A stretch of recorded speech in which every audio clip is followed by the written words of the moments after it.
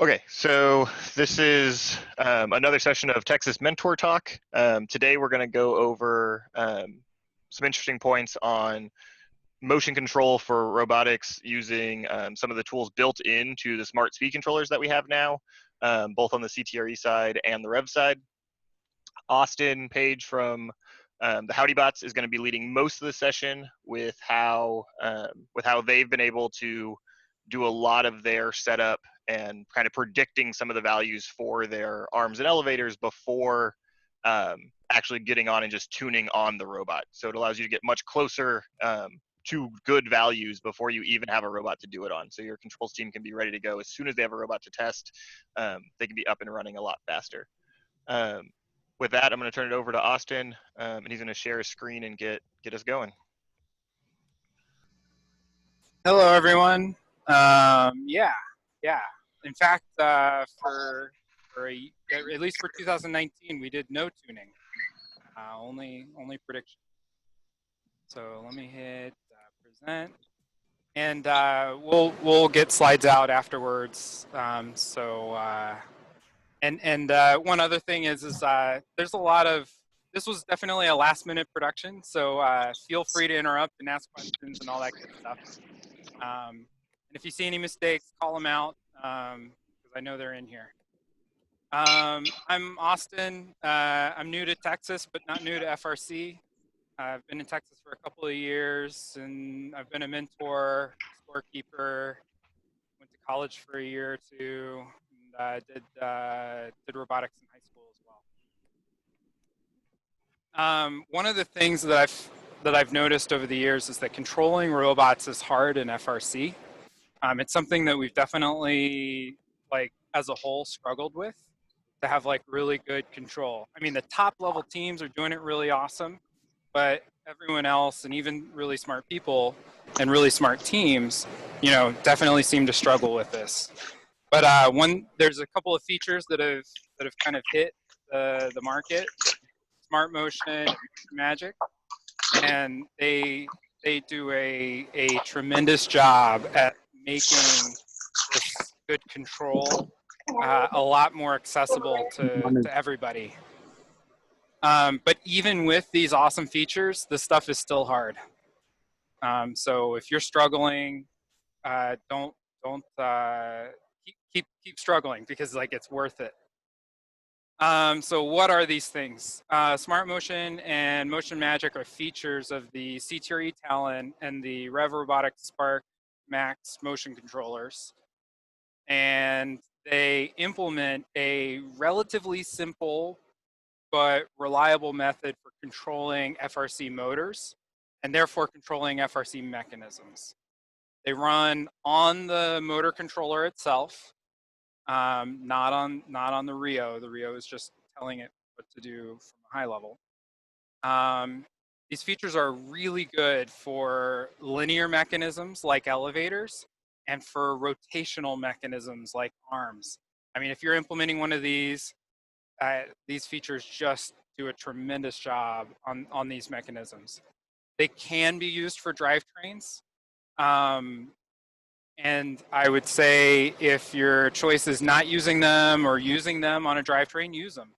They can be useful on drivetrains, but as you get more confidence, there's more advanced ways of controlling a drivetrain that you should transition into as you gain more confidence. And then just, I have all experience with motion magic and CTRE stuff. It's just a team decision. But like the feature set in smart motion on the Spark Max from Rev is very equivalent, and Toth is going to keep me straight. He's going to make sure that I'm not saying anything stupid. Thank you, Toth, for that. I really appreciate it. Okay, so how are motion magic and smart motion making all of this stuff happen? Well, they're taking a couple of really high level parameters of your mechanical system, mainly the max velocity of that mechanical system and the max acceleration of that system. And they're using those to automatically figure out how to drive your mechanism to a desired position in its travel. Okay, so that's really big and hand wavy.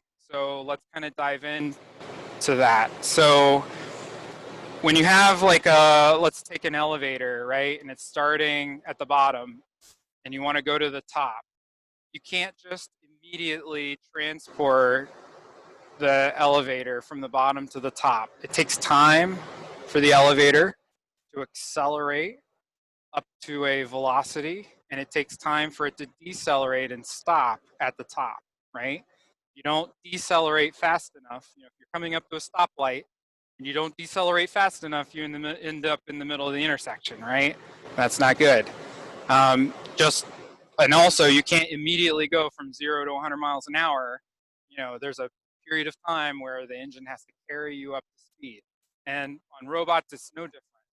So what Motion Magic and Smart Motion are doing is they're saying, hey, we know mechanisms aren't magical and can't magically transport from position to position. So we are going to figure out all of the intermediate points that the mechanism is going to be at, and we're going to drive to those intermediate points and then start decelerating ahead of when you get to a particular position. And that's going to be our ideal of like where the mechanism should be, right? And so this red line here represents the position, like let's say of an elevator. Let's say it was going up 10 feet, right? So the position is going to start out, you know, not really moving much. Its velocity upwards is going to increase until it hits a cruising velocity, like the maximum velocity that it's going to move at, right? And then it's going to stay there until you get up to the point where you need to start decelerating or coming back down to 0 velocity so that you end up at your floor with 0 velocity at the correct position, right? And so, you know, this blue line here is velocity over the course of this motion. And then lastly, you have acceleration. So it's going to accelerate for a period. It's going to stop accelerating because the mechanical system can't move any faster, right? You've hit the top speed. And then it's going to decelerate so that it ends up at 0 velocity at the correct position. All right, so does everyone kind of understand that? So the motion is a slow, I think of it as like the slow scale, right? It's your gross overall desired where you want to go. It's happening over the course of seconds, not milliseconds. And it's taking this high level, oh, I want to go 10 feet, and it's breaking it up into all these intermediate points of where you want to be at any given point in time between now and then. So then the second part of what these systems are doing is that they're incorporating feedback into that motion in order to correct the system so that it stays on the pre-plotted course. Okay, so, and it does that through two things. One is it makes it uses this thing called a P constant, right? Which is a proportional error. So it says, hey, I'm at position, you know, 2 feet. I'm supposed to be at position 2 feet, 0.1. And so I'm 0.1 behind of where I should be. So I'm going to increase my motor output by a certain amount. That's the correction, right? Now there's a second component to this, and that is this, it's making a guess as to how much power it needs to use in order to make the initial motion to begin with. This is called feed forward, right? You're looking into the future, you're saying, hey, I need to accelerate. I know that when I need to accelerate, I need to use at least 50% power in order to accelerate the way you're asking me to. So I'm going to guess that I need 50% power. I'm going to check my position versus where I should be. I'm going to correct that position, and then I'm going to modify the output power by that correction value. Okay? So it's a guess, and then a check, and then an output power that's going out to the motors. With and I hesitate to say power or voltage. I mean, with brushless motors, it gets a little funky, but the amount of output work is going to change. Okay. And this is reacting to the slower motion profile, right? So the motion profile, that first graph, is happening on the slow scale. This is happening on the fast scale. So every 1,000 hertz or every, I don't know what it is on the Spark, but it's evaluating this and it's checking it, very, very quickly, very rapidly, and making short, tiny little adjustments to make sure that it kind of tracks on this course. Okay, so the actual graph for kind of what this looks like is this. This is a flow chart that kind of represents how the information flows through what I'm calling the correction phase of these features. A lot of people also call this PID because these constants over here are P, which is proportional, integral, and derivative, but we're going to ignore integral and derivative for now, just to simplify things. And then this KF is feed forward. So we've got feed forward as the guess, and then that's based off of the set point. And then we've got a sensor feedback coming back into the loop, that's closed loop, and the error is being put into this PID part, right, of the equation, and then added to the output of the motor. I have a Right? question. Yes. So what you're saying is F is a constant, but P is being dynamically generated by the algorithm? So F is a constant. So let's say the set point is to go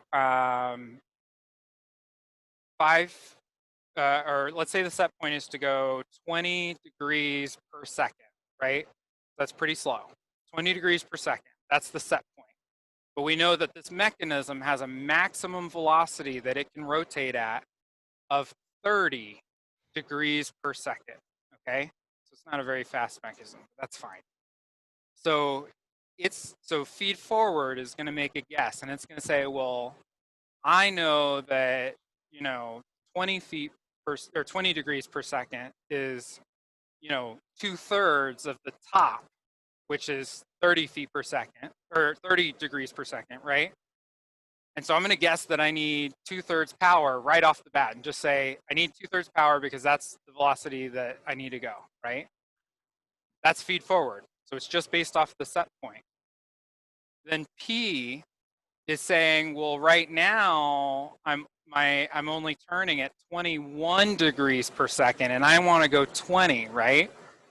So because I'm going faster than I want to go, I'm going to decrease that baseline 2/3 output, and I'm going to decrease it by an amount, right? And the P constant here, this P value, is going to say how much I change the output by in order to accommodate the fact that I'm going too fast. Does that help? So I guess my follow-up question is, so F is a user input, but P is not. No, so Ricky. No. Yes. Okay. So there's two parts to P. All right. So there's a constant, right, which is a user input, and that's saying how big do I react to error, right? If my error is 1 degree per second, do I change the output by 20% or 1%, right? If my error is 5 degrees per second, do I change the output by 100% or 50%? Does that make sense? Yeah. But the error itself is coming from the system. That 1 degree per second of error is coming from the system. I understand now. Yeah. KF and KP are both things that we're going to set as we go into designing this stuff. So yeah, we tune both those values to react to our system. But they modify how the system reacts to either the sensor or the set point. Does that help? Sorry, Yes. I want to make sure I understand. Is the error here in velocity or position? It depends, but for now, let's assume velocity. Okay. For all the examples in here, we're going to assume velocity, because whenever you're doing motion magic, that's what it is. And whenever you're doing smart motion, I believe it's also operating on velocity. And is set point also in velocity, or is set point in position? So there's set point gets confusing. And that's a very good question. So there's I'm going to call it the user set point, which is going to be a position. I, the user, am going to say rotate to, say, 20 degrees down, right? But the motion magic is producing intermediate set points in the form of velocities that it wants to target in between wherever it's starting from and 20 degrees down. So the set point that the error is that this loop is operating on is actually those intermediate velocities, not the user initial.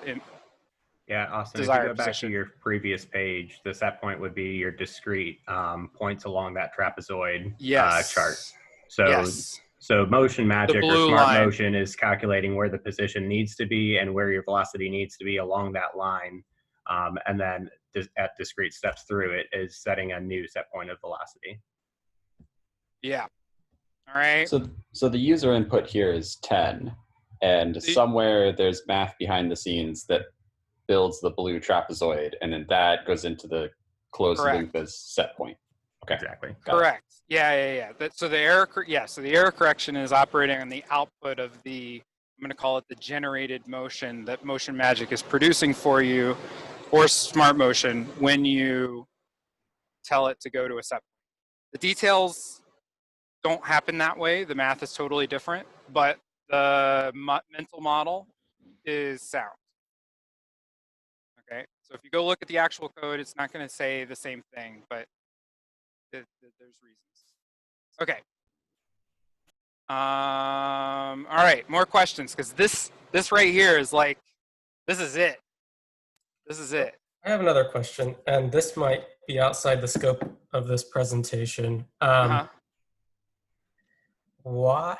or why is this better than having traditional PID with just the set point as your like end point?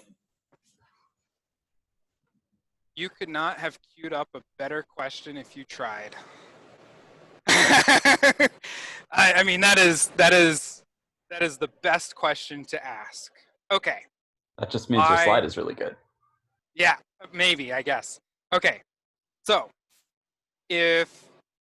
so Motion Magic and Smart Motion are taking into account the fact that your mechanism cannot magically transport from its starting point to its ending point.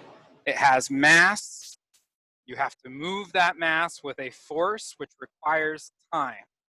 Okay? When you go PID to position, that's what I'm going to call it, PID to position, right? This is the way I implemented robots when I was in high school, or at least the programmers that I was working with were implementing it, and it was miserable and it was awful, and it really, really made terrible robots. PID to position. So it is not taking into account anything about the actual mechanism, and it's just saying, it's like looking at this graph and it says my set point is over here at 10, right? I am currently at 0, right?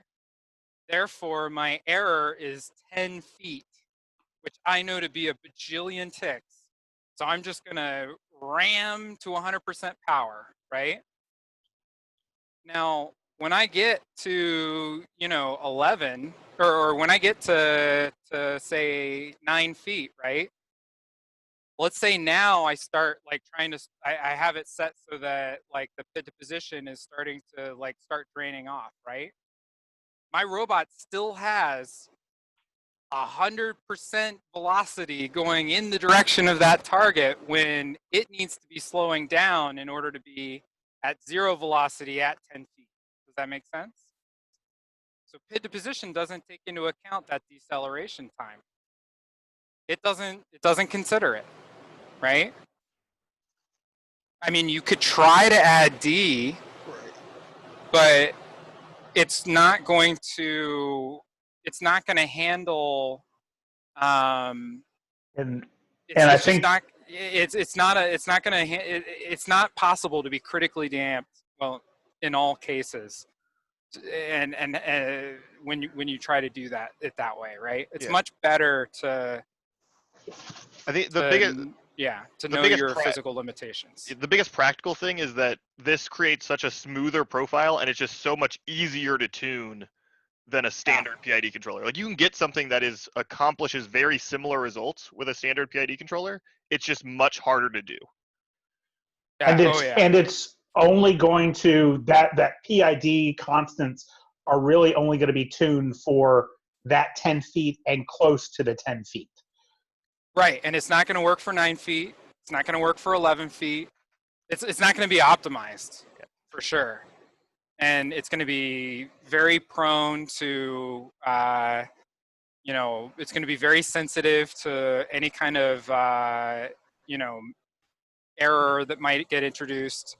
Say the grease starts wearing out, or belt starts like just anything in the system starts screwing with that model, right? Yeah, so I think maybe at the heart of Ricky's question there too is also just like this isn't the end all be all. You shouldn't always use this. Nope. There's going to be times where you can use something much simpler. But kind of like what they're saying is this is one way, especially once you get to wanting to be able to have a very smooth, optimized, and adaptable thing. You still have to go and tune it to some degree as far as like figuring out your max acceleration and max velocity. You have to figure out those parameters so that the motion magic and smart motion can accurately produce the velocity profiles. But then you have a lot more flexibility once you have that. But you don't always need all that flexibility. Right. You can get by with just a bang bang or just guessing without having to do any of that too. Shooter wheels are a great example of something that doesn't really need smart motion. Pit to position is great. I mean, this is really great for linear mechanisms and rotational mechanisms. There are other applications where it's good, but like those two are in my opinion, the shining examples. Yeah, in general, position control is much better with this. Velocity control you do with some other PID system. Right. And then drivetrains are a little bit more complicated because of how FRC drivetrains are implemented. All right. Quick question about that chart there. Yep. Like that blue line, like, yep. Do you end up putting in, like I unfortunately got off late from work, so I joined in like about 5 minutes ago. Yep. Like that flat part in the middle, is that something that you put in as a boundary? Because for example, you're saying if you use a PID, it tries to go to infinite speed to get there. Yep. But here you're saying you can only go to this speed. Yes. So we are going to tell the system, we're going to tell Smart Motion and Motion Magic a max velocity that it's allowed to go and a max acceleration. Yeah, that's also that's also cruise velocity in a lot of those stuff. Right. So the height of the blue and the slope of these ramps is what we're going to define when we tell Smart Motion or Motion Magic what to do. We're going to say, hey, the slope of this line is X, and the max velocity or the cruise velocity is Y. Now, do you have to characterize, say you've got an elevator that's going up and down? Hold that question. That's a great question. So two slides. Okay, so the values for that for the ramps and the cruise velocity, is that something you pull out of the air, or you characterize your mechanical system? Bill, that's what this presentation's on. Okay. All right. We're gonna get there. 4 slides. I take it back. Okay. It's 4 slides. Okay. But yes. Okay. So how do we get there? Unfortunately, the way to make the Smart Motion and Motion Magic features work best starts with your mechanical design. There's no getting around it. If you have a better mechanical design, this stuff gets so much easier to control in the software. So, do good basic mechanical design And the one thing that you want to try and like add into the conversation is how much control authority do I have over the mechanism that I'm trying to drive, okay? And what do I mean by this? If I have the space shuttle and I'm trying to move it with a firecracker, I'm not going to get very far, right? I'm not going to have any control authority over the space shuttle with a firecracker. Now, if I strap a Saturn V on the back, I'll have a little bit of control authority, right? But not a firecracker. So you want to make sure that you, if anything, err on the side of having too much control authority, too much ability to manipulate the mechanism than too little.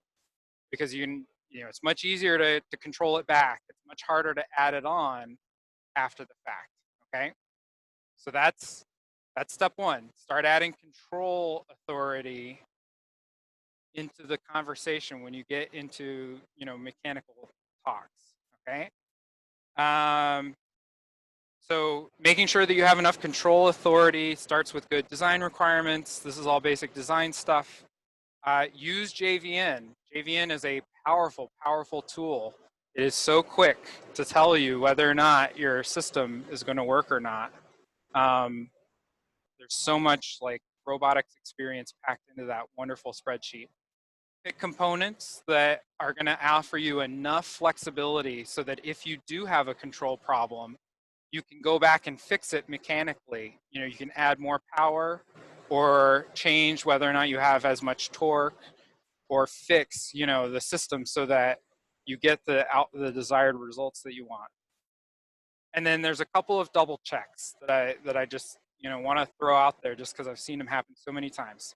Make sure that the system can handle the load mechanically. If you're using, say, versaplanetaries, look at the load ratings chart. Make sure you're not exceeding them.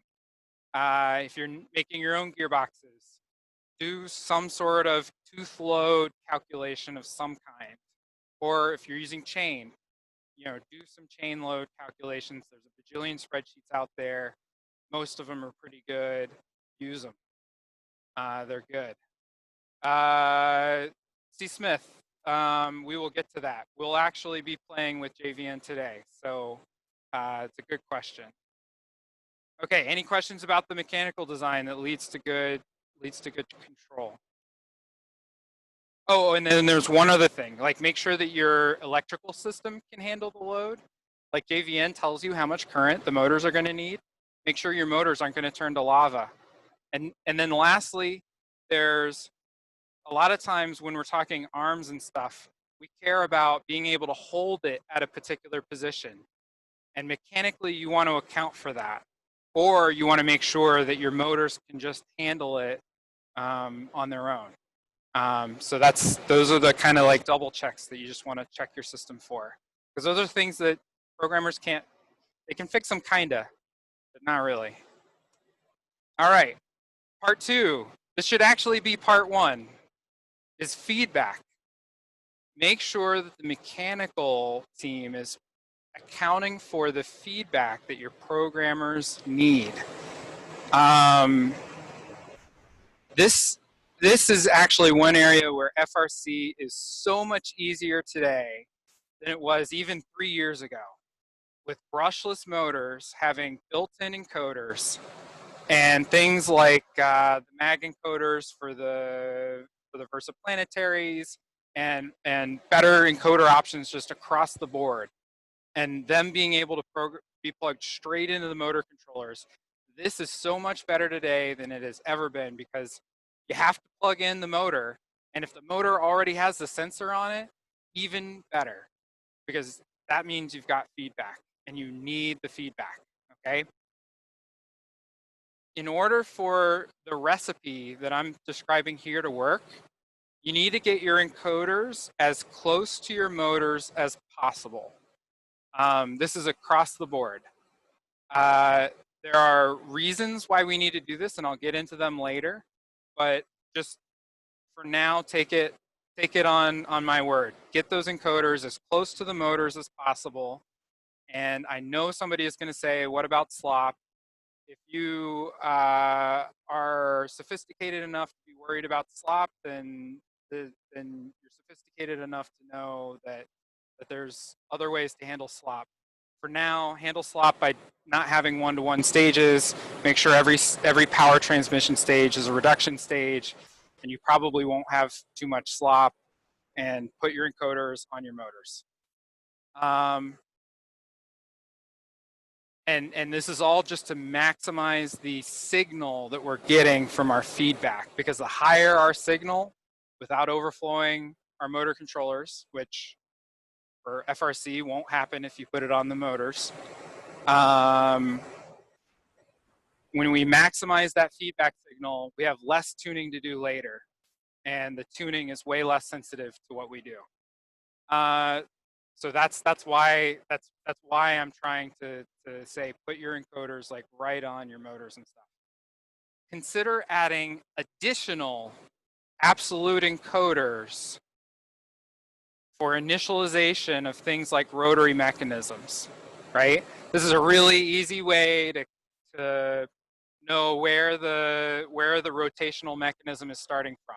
And then you are putting an additional encoder onto the actual mechanism itself, right? But that's a different thing. And then also consider adding limit switches for initialization of linear mechanisms.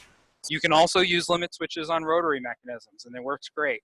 But you want to have something that allows your programmers to know where your mechanism is at least once at a given point in time for initialization purposes, right? All this other stuff is counting ticks. And if you don't know where to start counting ticks from, it all doesn't work very well, okay? And lastly, just take it from experience. You don't want to have something that you have to make sure is like perfectly aligned when you put it on the field, like a mechanism or something like that. This just leads to human error, causing robots that send chains flying across the queuing line, and it's not fun. You want your robot to be able to just turn on, know where all of its stuff is, and be able to work properly without any additional human input, if at all possible.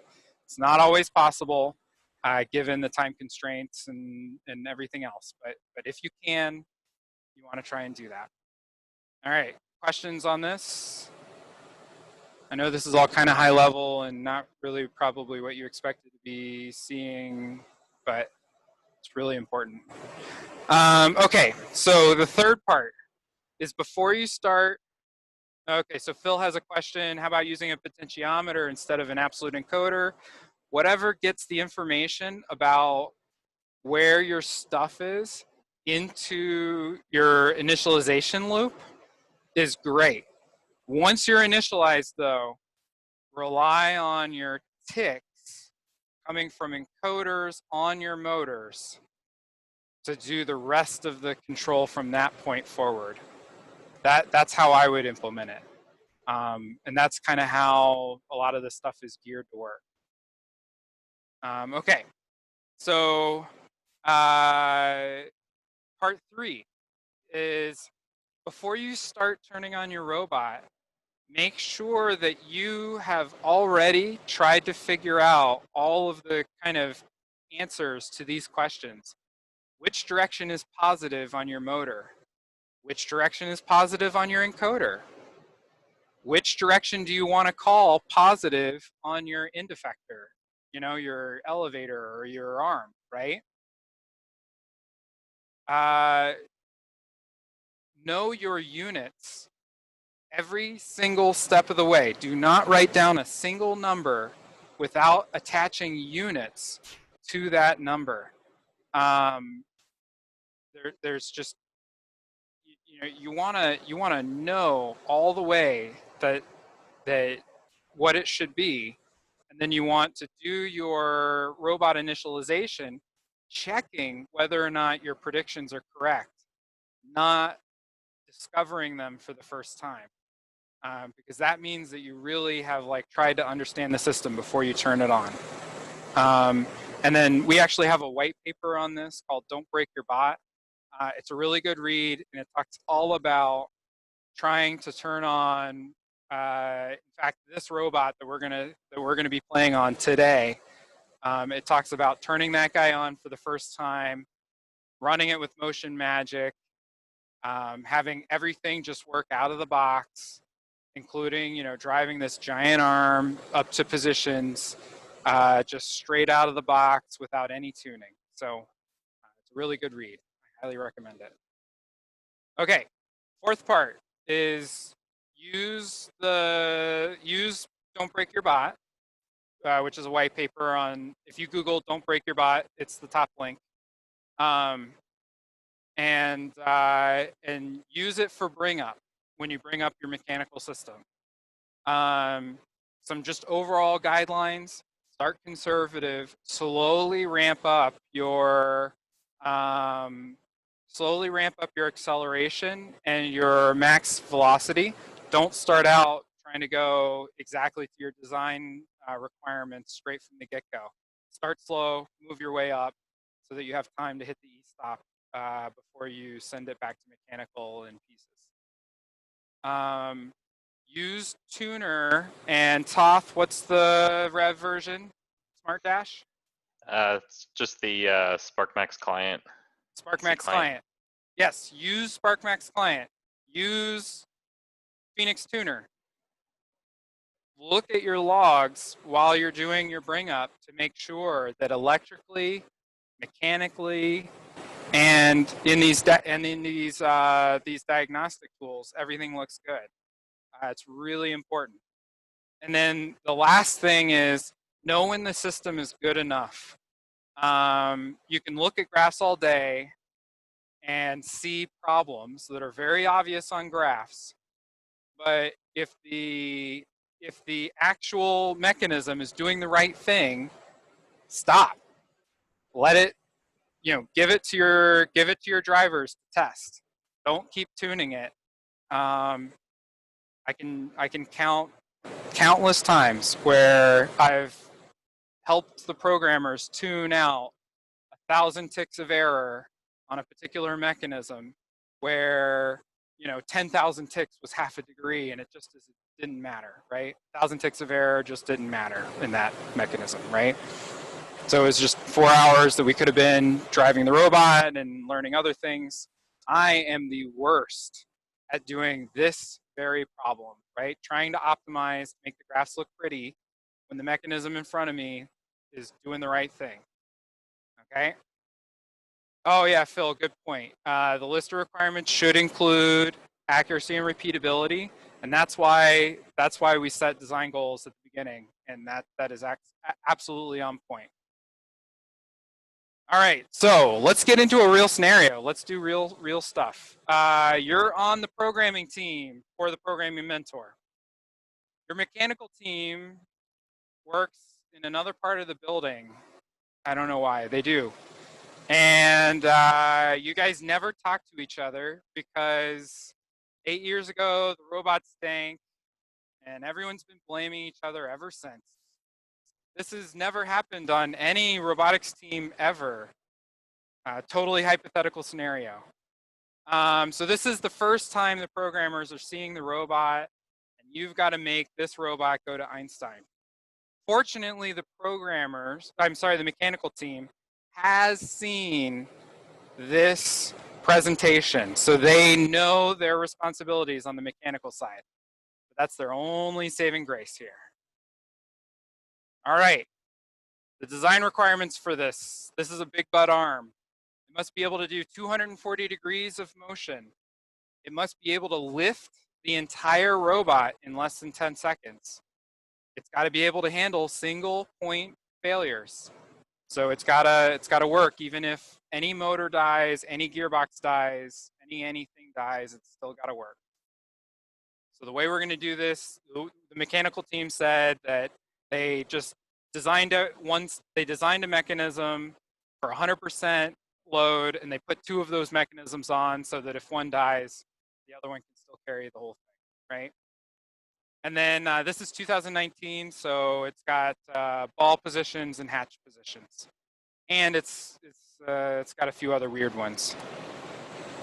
Here's what this arm looks like. It's the one with the gear here. So that whole thing rotates. There it is in its starting configuration. There it is picking up a ball. And then this is the climb at the end, right? So it's got to lift the whole robot up and over on top of itself at the end, okay? So here's kind of that ending sequence. It kind of slings this arm out, hooks onto a platform, and then the whole robot ends up upside down. I don't know why we thought this was a good idea, but that's what we did. So here is the gearbox on the inside of that arm. And this point right here is where the arm goes from side to side, right?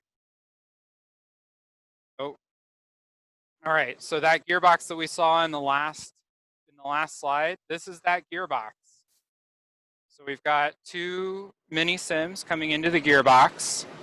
We know which direction they turn when they turn positive.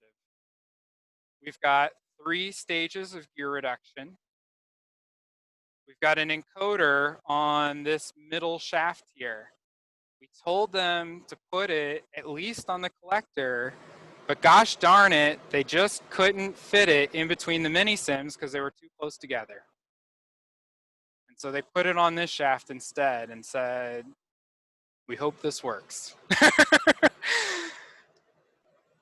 And then finally, we've got a chain stage going up to the last stage to actually drive the arm, okay? So it's 150 pounds of robot, 110 pounds of that is drivetrain. The pivot point here on the arm to the center of mass in the robot. So the pivot point here to where the center of mass is, in the worst case, is 20 inches. So we've got 110 pounds at 20 inches. 3-stage gearbox with a 4th chain stage, 2 mini sims in a gearbox. The gearbox is designed for 100% load. Here's all the stages. That's the chain stage at the end. I'll tell you a funny story about that at the end. And our design goal is to get about 270 degrees in 4.5 seconds, about 60 degrees in a second, and that's a controlled speed, not a max speed. And these, like, there's none of this in here is anything other than like just the physical properties of the arm itself. All right, we're gonna do the JVN. Oh crap, I don't know if I have, oh, this is gonna be fun. Okay, so we have a special JVN that we're gonna use this time though. Let's see here, I'm gonna copy, wait, go back. No, go back. Copy link. Copy link? No, that's not gonna work. We're gonna copy this link. I'm gonna put it into chat so that you guys can grab it right now. It is linked in the other one, but let's see here. How do I get to chat? Chat, here we go. All right, I dropped it into chat. So we're actually just gonna go and download that spreadsheet right now. I really, really hope I have Microsoft Office on this computer. Yay! Oh, the demo god smiled on me again. All right, yes, I swear I am who I say I am. All right, we are design, oh boy. Get out of my way. Okay, all right. So, oh, I got to turn on enable editing. Okay, great. So what kind of mechanism are we designing, guys? I need somebody from the crowd to speak up. Is this a linear mechanism or a rotary mechanism? I vote rotary. Rotary, yes, it's an arm, it rotates. All right, it's a rotary mechanism. I'm gonna throw this guy up on one side. I'm gonna throw this guy up on the other. some reason the mechanical team decided that they were not able to tell us anything until right when it was time to program. But they did hand us this document of like all of the physical properties. Like, what's up with that? All right, so what kind of motor are we using? Mini sims. Yes, mini sims. So we're gonna throw in mini sims. Yay, mini sims. How many motors do we have on a gearbox? 2. 2. What is our arm load? 110 pounds. And how far away from our pivot is it? 20 inches. 20 inches. All right. We're getting somewhere. We've got a big butt gearbox. Looks like we've got the mini sim on a 12 tooth to 56 tooth. We've got our encoder stage is a 20 on 68. And we've got a 24 on an 84. And then finally, we have a chain stage, which is 16 on 100. Is anyone else getting like the creepy crawlies when I type all these numbers in? Like, this is a ridiculous gearbox. What on earth is going on here? I'll tell you what's going on here. Control authority. This thing needs torque. We need torque to be able to tell this arm to do what we want it to do. All right. So we type all that in, and we get that the JVN says that this thing can go 100 degrees a second if it's unloaded. But if it's loaded, it can go 60 degrees a second. So theoretically, how fast can this arm go 270?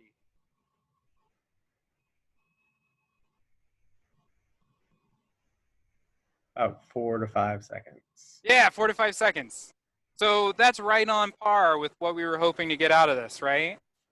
Like if we go back to our design requirements, climb in less than 10 seconds, well, that's 5 seconds. So that's not bad. That's not bad.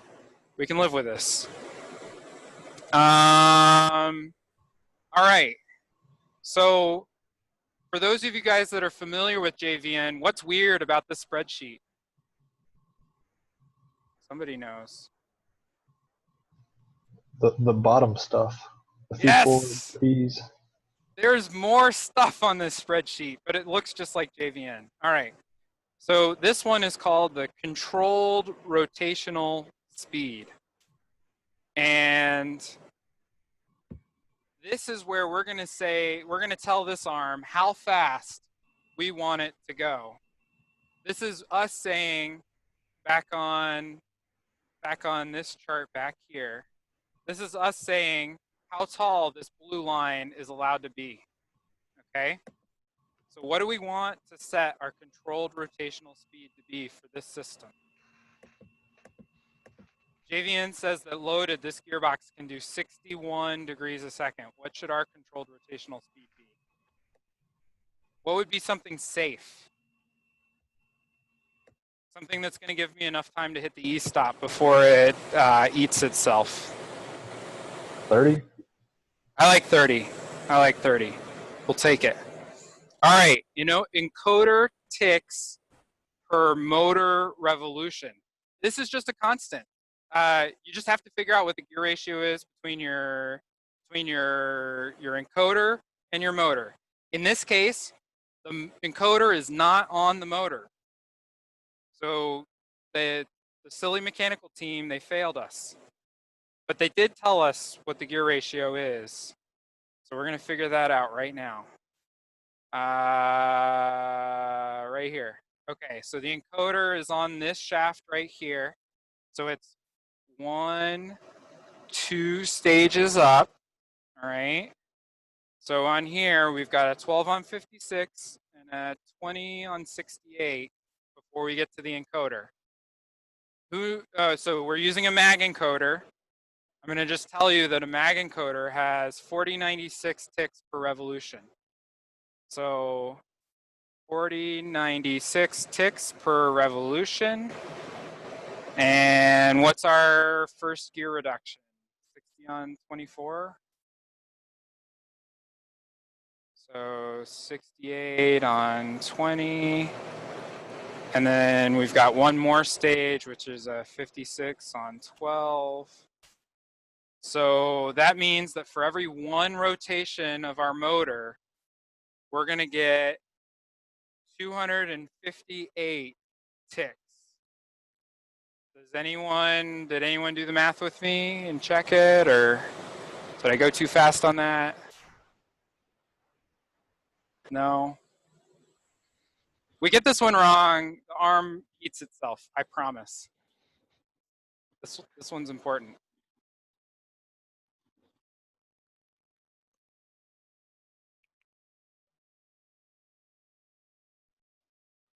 Should I copy and paste the number?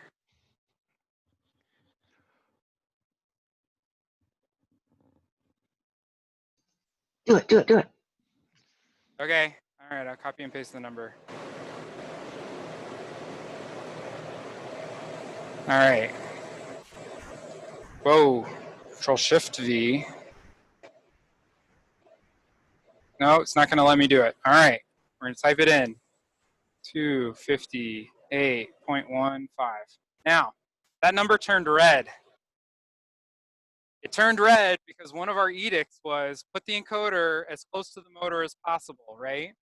So what it's saying is, I don't like how few ticks you're giving me per motor revolution. I think you should have more ticks.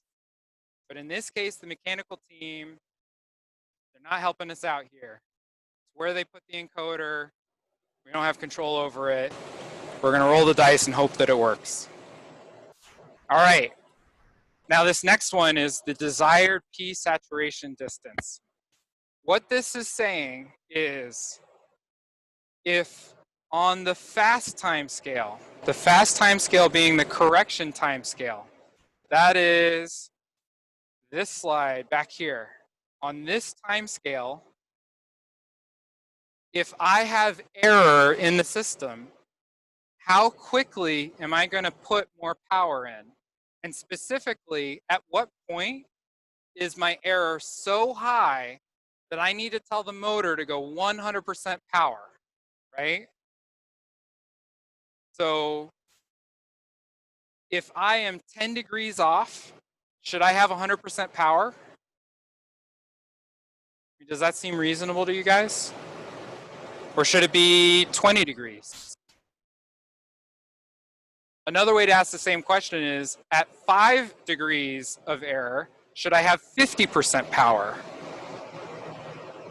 At 1 degree of error, should I have 10% of power?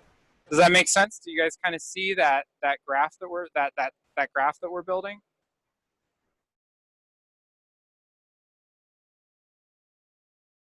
Have any of you, like, does anyone else like have a notion of like this is the one number on this whole sheet that requires a little bit of feel, like a little bit of that seems right, you know, just because I've done robotics before, right? So what do you guys, how do you guys feel about this number? At what point should we have 100% power because we're off on error in correction?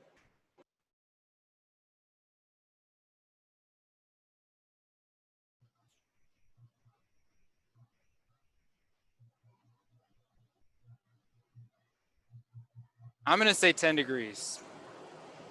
I don't know. But I'll tell you how we can like make sure that that's a sound guess later on, okay? We'll actually see it.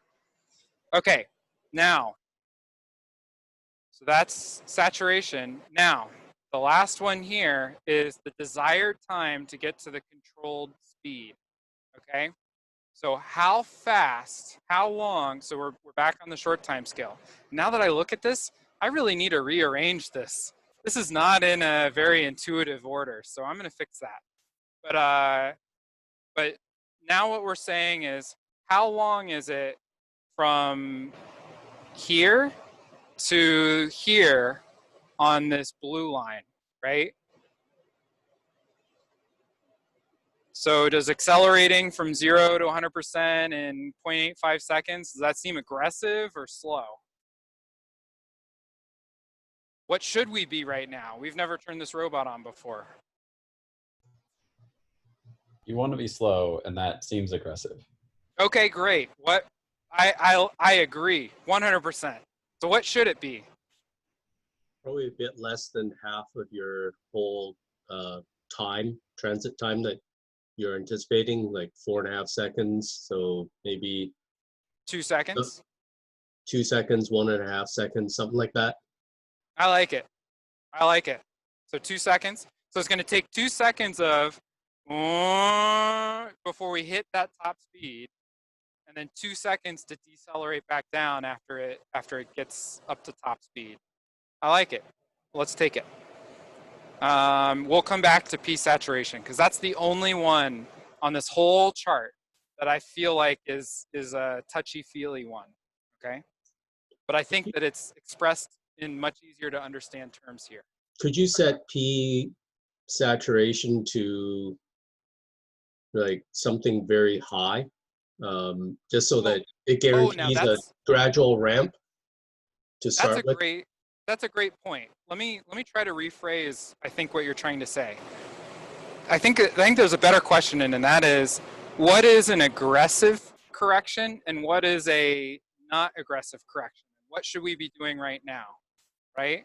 So an aggressive correction would increase power very quickly compared to error, right? You get a little bit of error and you get a lot of power, right? So it'd be better to have a bigger error before you start hitting full power, right? So your intuition to make this number bigger is a good one. We should not saturate until we have a huge error so that we're not overcorrecting the system. So yeah, suggest a number. How many degrees do you want before we hit, full power on the motor to correct it? 20 degrees? We could do 20. What do you want? For starting out, maybe something like 30 or 45 or something like that. A reasonable fraction of your total motion. Okay. Yeah, 30. Let's do 30. I like it. I like it a lot. Okay. So by playing, now here's my biggest question for you guys. Do these gazintas, do these inputs make sense to you guys? Are these numbers that you as robotics coaches can grok, can understand? Are they expressed in terms that you can understand? It does. Yeah, the only one that's squirrely is the p-value. Everything else makes sense. Right. Okay. And that's on me because I did not do a great job of explaining that one in the presentation. And I agree with you. That one, it needs work. But the rest of these, you guys feel like you can intuitively understand what they need, like what they need to be if you just look at some robot graphs or drive around a robot and look at sensor data. Yeah, but even the possible confusion of the P is totally okay if you start with a conservative. Just give it a big, realistic, unrealistically large number and work down from there. So even that can kind of be brushed over with just a bit of conservativeness. Yeah, love it. Love it. All right. Isn't P sort of like analogous to the turn-to-turn or lock-to-lock turns of the steering on your car? Like some cars, you turn it, half a turn and it turns the front wheels a lot, and then other cars. Nope. No. Nope. That's the best analog to that in FRC would be like something like joystick conditioning. That's a user interface. The car is modifying what your desired intent is, right? So if you think of your steering wheel as a joystick, it's changing what that joystick is actually meaning, right? What I'm saying is the ratio between the gear ratio between you turning the steering wheel, like on one car, you turn the steering wheel 90 degrees, you get a certain amount of turn. On a different car, you may get more or less. I think I see where you're coming from, but I I would hesitate to recommend that as a mental model for other people. Okay. Yeah, but I think I see where you're coming from. Let's talk about that more after. Does that sound good? Okay, so. Hey, one more thing on the. Absolutely. The P. I threw out the idea a minute ago of making it large, but yeah. is there also a chance if you make that too big that it could sit there grinding at a relatively low power, low RPM, to where it could drive up your current and potentially even blow motor by pulling current? Trying to pull. I see where you're coming from. Toth, pay attention to what I say next. With brushless motors, this is less of a problem because they will thermal throttle for you if you were to get in that case, and they're not really just dumping current in anyways, and so they're not as likely to get into that case in the first place because the Gazinta is slightly different. Would you agree with that, Toth? I wouldn't worry about it as much with brushless motors. I think the main thing with the brushless motors is that you just get efficiency gain. So the amount of power that you're putting into it that directly translates into mechanical power is higher. But as far as like thermal throttling or current limiting, that depends on the controller as well. I know that the CTRE controller I think is a little more aggressive on. It will they actually do thermal throttle. throttling. We don't actually do thermal throttling on the Spark Max. But if you're just telling it to go at a low percentage, it's not going to just sit there and dump current into the system and burn up the motor though, right? And neither is even on a brush motor with this setup in Motion Magic, it's near impossible to do that too, because you're going to be running the feed forward. It's going to take over most of this anyway. Yeah. Yep. It won't matter. Yeah, exactly. So like your peak can be zero. Yeah. Like it won't hurt your motor. Yeah. Actually, that's true. That's one of the ways we test whether or not sensors are not working, just by setting P to 0. So yeah, it's because of the feed forward. It doesn't matter. Good point, Alan. Good point. Okay, so this spreadsheet has given us a feed forward, a P, a max velocity, and a max acceleration. And you know what? We're going to throw it on that robot right now. Are you ready? Let's do it. This is so exciting. We have values. All right. So here is my robot.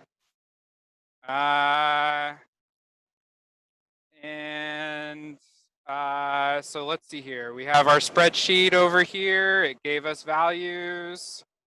Oh boy, I really hope I don't break the robot today. Oh, I need to check something. Let me check one thing real quick.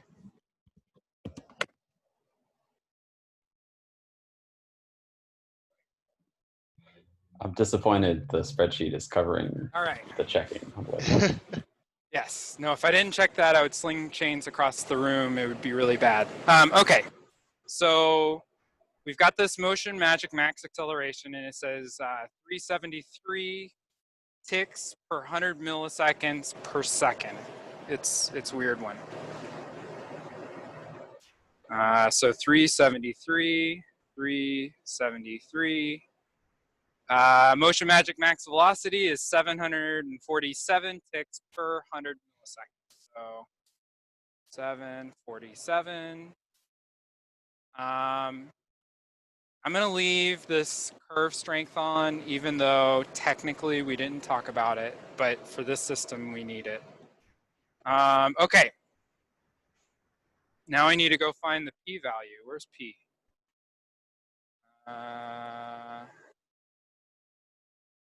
All right, P, we've got 0.137. 0.137. So P is 0.137. And F over here is 0.668228. 0.668228. Is that right? 0.668228. 2, 8. Yes. Okay. How many significant figures matter on these numbers? I mean, kinda, not really. You can put in too many sig figs, and then you have to go and figure out like what they're actually storing the value as, and when it's going to like not be able to do, you know, signed integer or signed floats or signed 8-bit or whatever. But in some situations, the I and D can be very sensitive to small changes. P probably not so much. So we do not have this problem because our encoder ticks per motor revolution is high. Not in this particular case, but it's okay. But that is how we are avoiding having that exact problem that you're talking about right there. We're following the recipe, and we will not have that problem. Okay, those are the only 4 values that matter in the recipe. Those are the only 4. We're going to save it. We're sending it to the motor controller. Bonk. Man, that worked.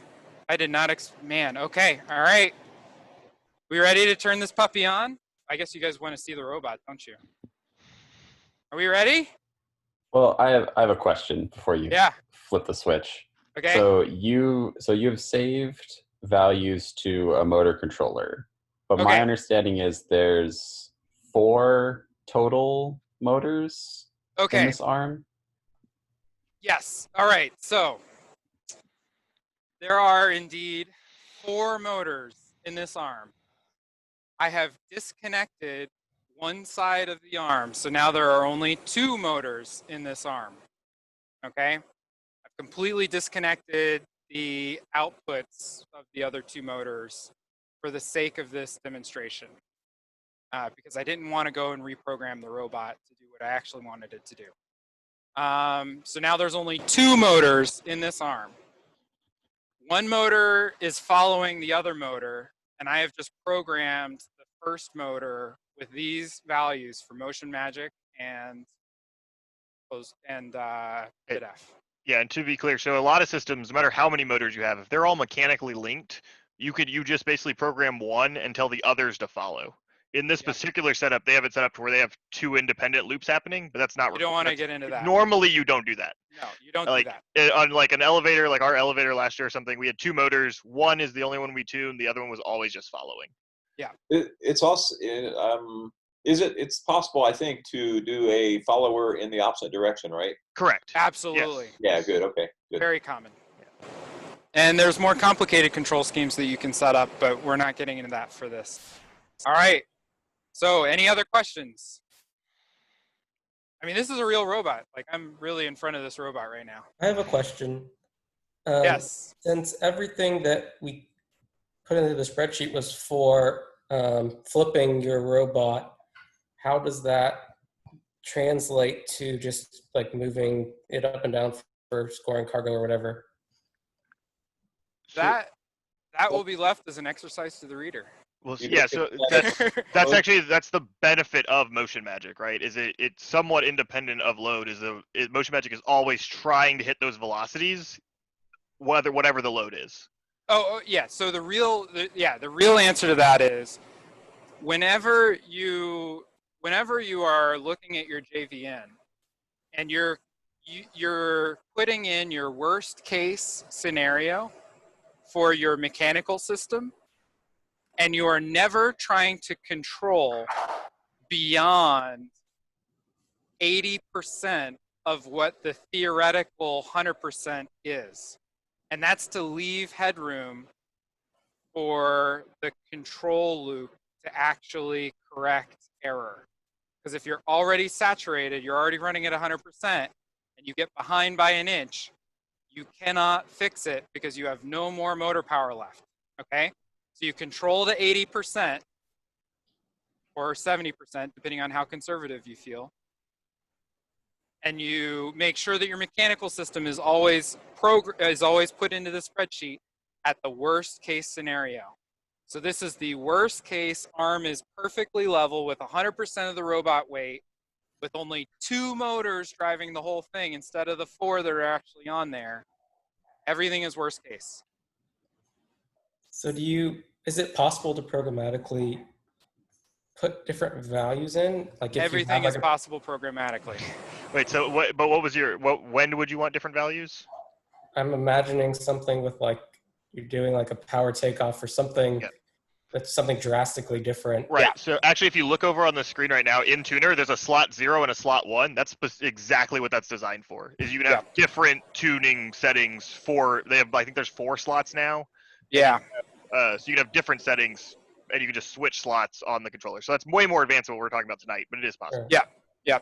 In fact, on this one, there's other motor controllers on this robot that have all 4 slots filled, shifting drivetrain. So.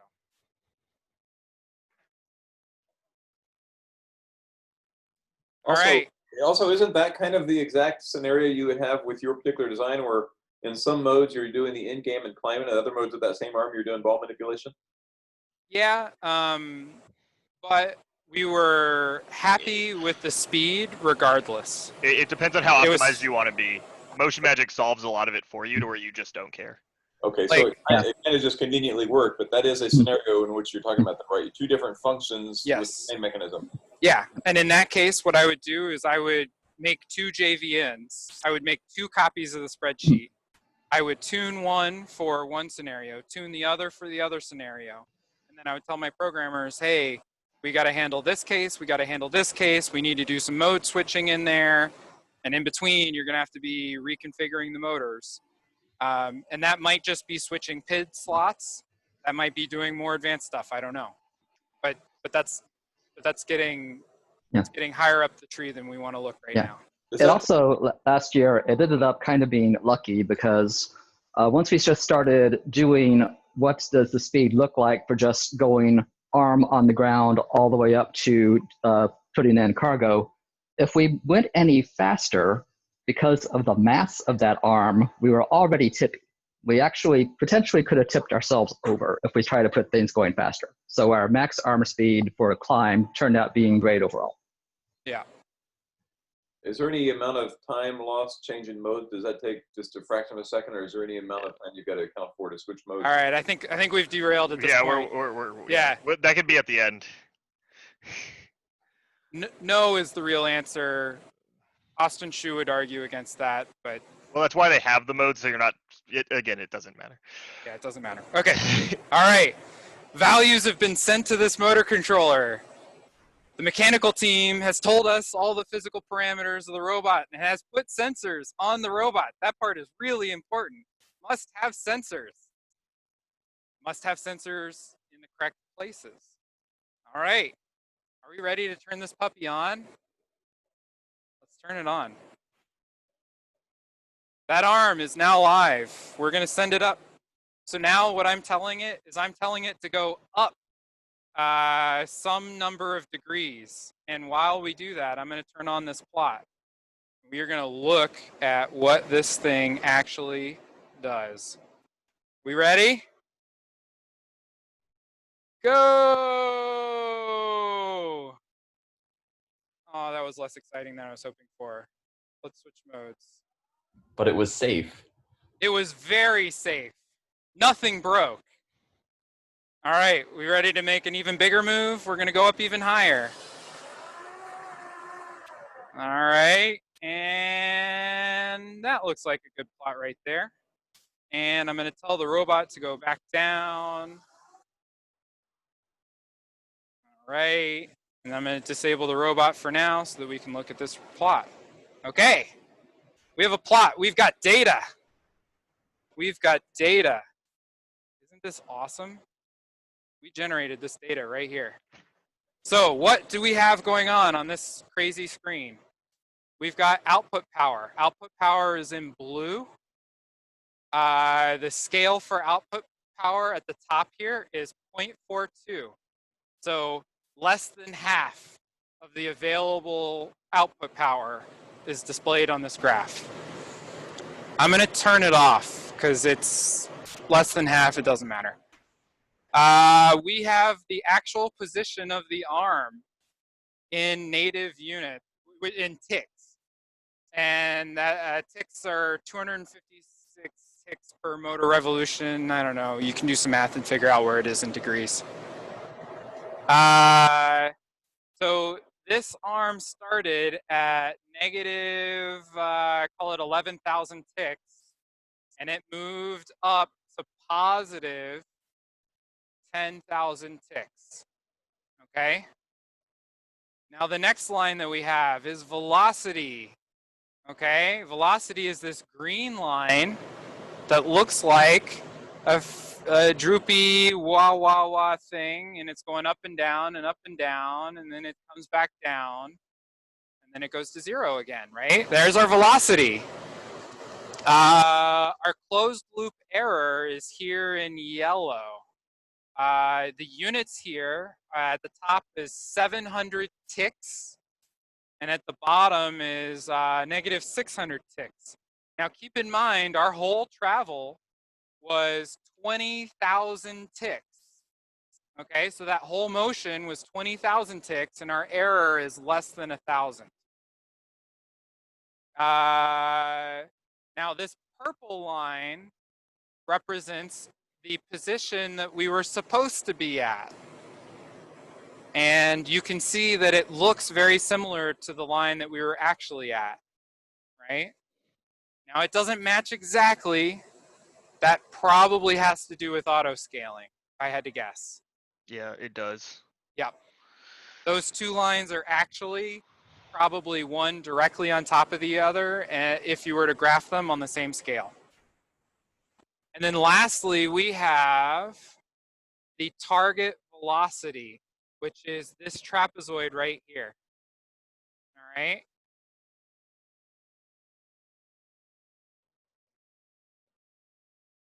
This is beautiful. It looks just like that chart I showed at the beginning.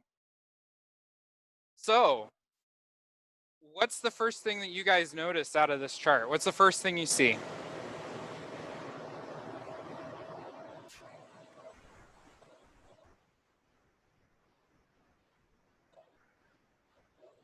You've got some error. You've got some error on your velocity. Yes, there is some error on velocity. So closed loop error is this yellow thing, right? And it starts off at positive 700. It goes through 0 right here in the middle of the move. And while we're cruising, it goes to negative 600. And then once we decelerate and go back to 0, we see more steady state error at 900 ticks, 400 ticks. So it goes, so at cruise, it's lagging, and at steady state, it's too much. Like it's wrong, you know, something's wrong. So yeah, we got some error. How much error do we have?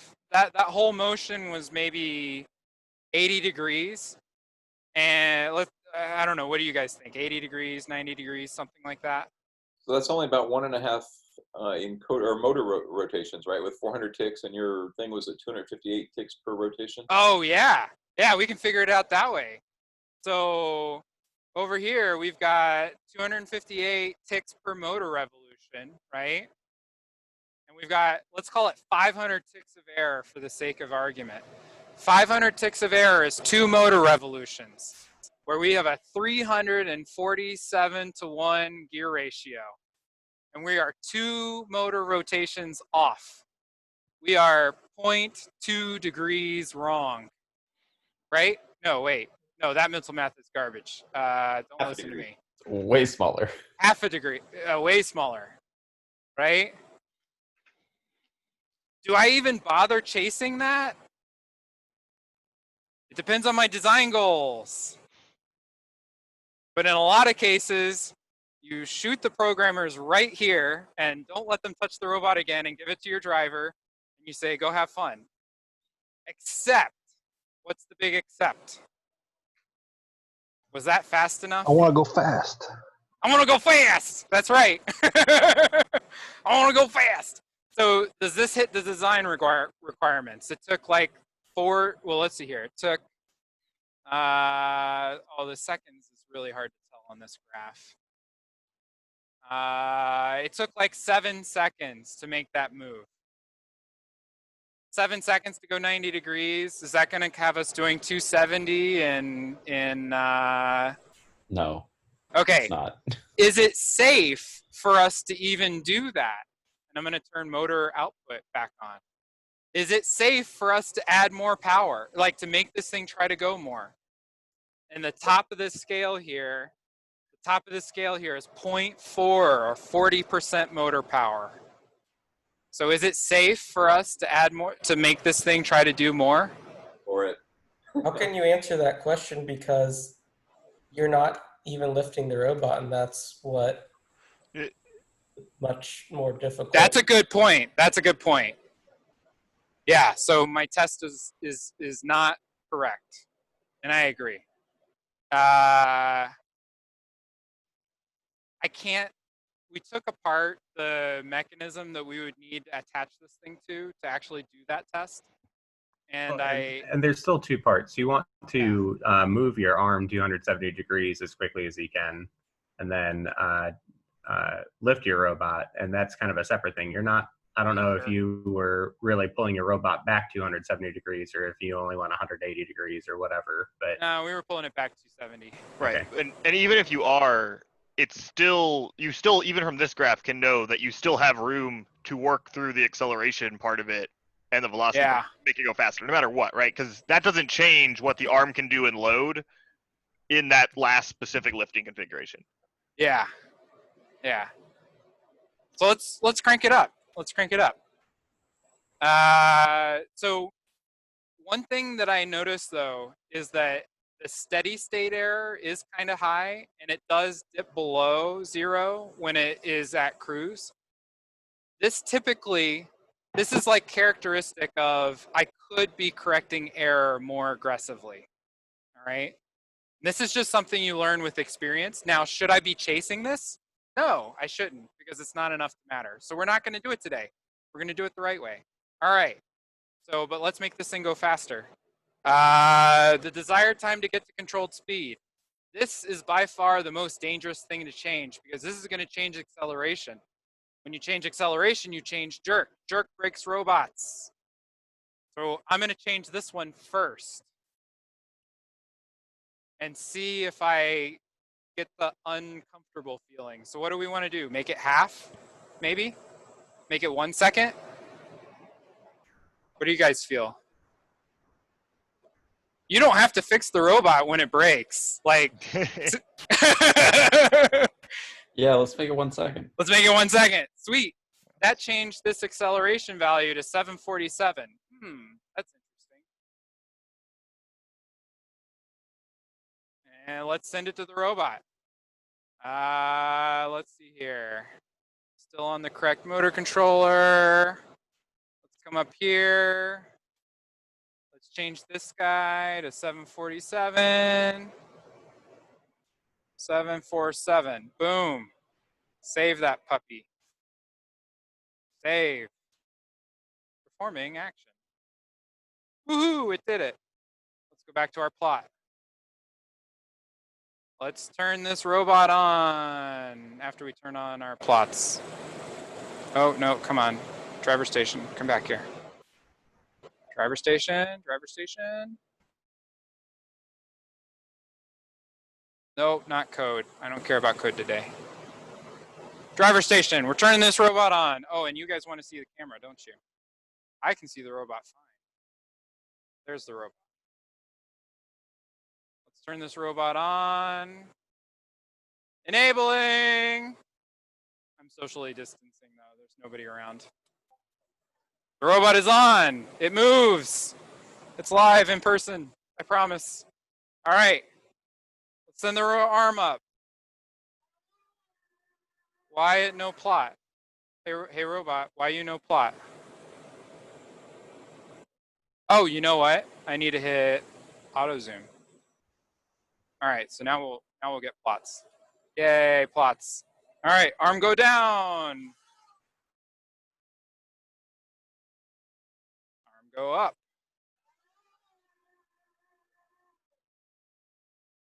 Arm go, we're gonna wait a little bit, let the plot clear. Arm go down. All right, so now we're looking at an arm going down plot, which is different than the last one, okay? But it's still all the same stuff on the screen, right? Wow. So what do you guys key in on first? What do you guys see first?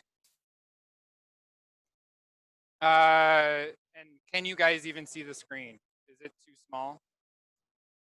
All right. You know, your motor drive power went down significantly. Is that because the arm is falling in this case and gravity's helping? Ding, ding, ding, ding, ding. We have a winner.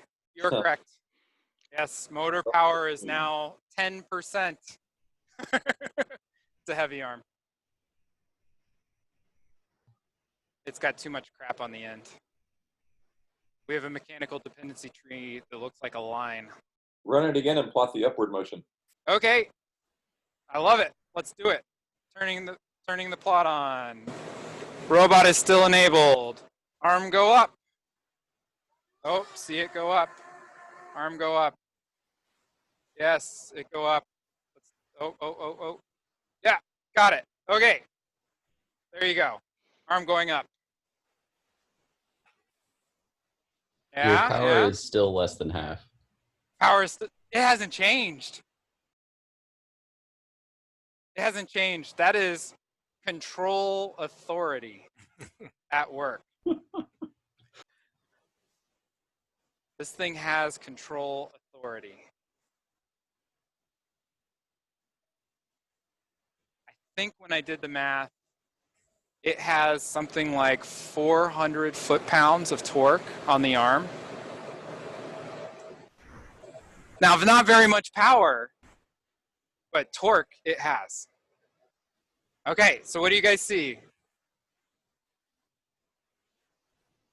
What do you guys think of this error? Low on the graph is like negative 1,000. High on the graph is like negative 1,500 or a positive 1,500. What's with the lag as you move it up? It waits for about half a second there before it starts moving. All right. I'll make that go away. That's one piece of magic that we haven't gone into, and I'll make that go away right now. Save. Oh wait. Greater for more. 0 should be disabled. Save. Please don't eat me today.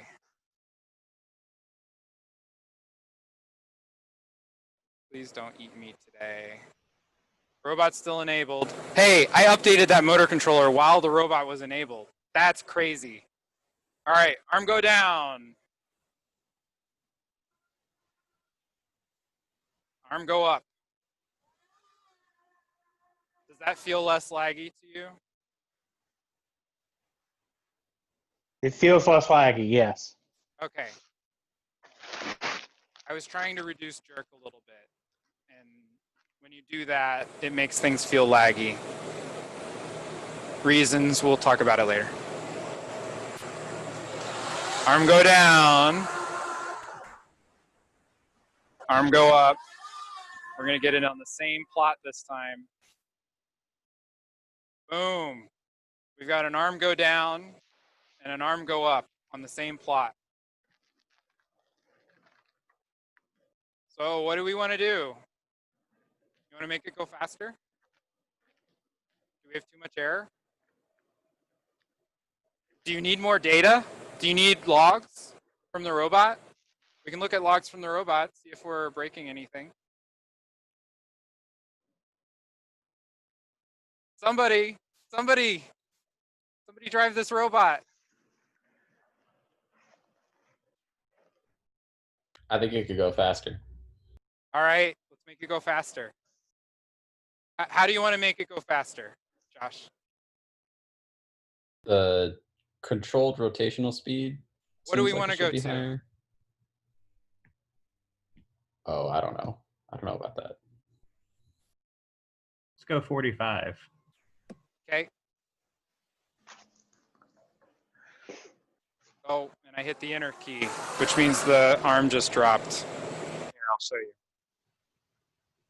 So I'm gonna have to go fix that, but shouldn't have hit the enter key. It just fell. and disabled the robot because, you know. At least it wasn't space. Yeah, so let me go fix that. Otherwise, it's going to get really cranky when I turn it back on. Where's my driver station? Oh, there it is. Okay, let me fix that real quick. Yeah, if anyone doesn't know what just happened, the enter key disables no matter what window has priority. So the robot is now disabled. And I believe they have to have the wrist in a certain orientation for it to zero. Or Correct. to get at least yeah, you mentioned in the slides, Austin Yeah. had that piece about try to avoid having to do any magic configuration when you put on the field. Yeah, we didn't get that in time for this year, but it was definitely a learning moment for us. Okay, so the arm is now in a reasonably safe position and shouldn't immediately kill itself.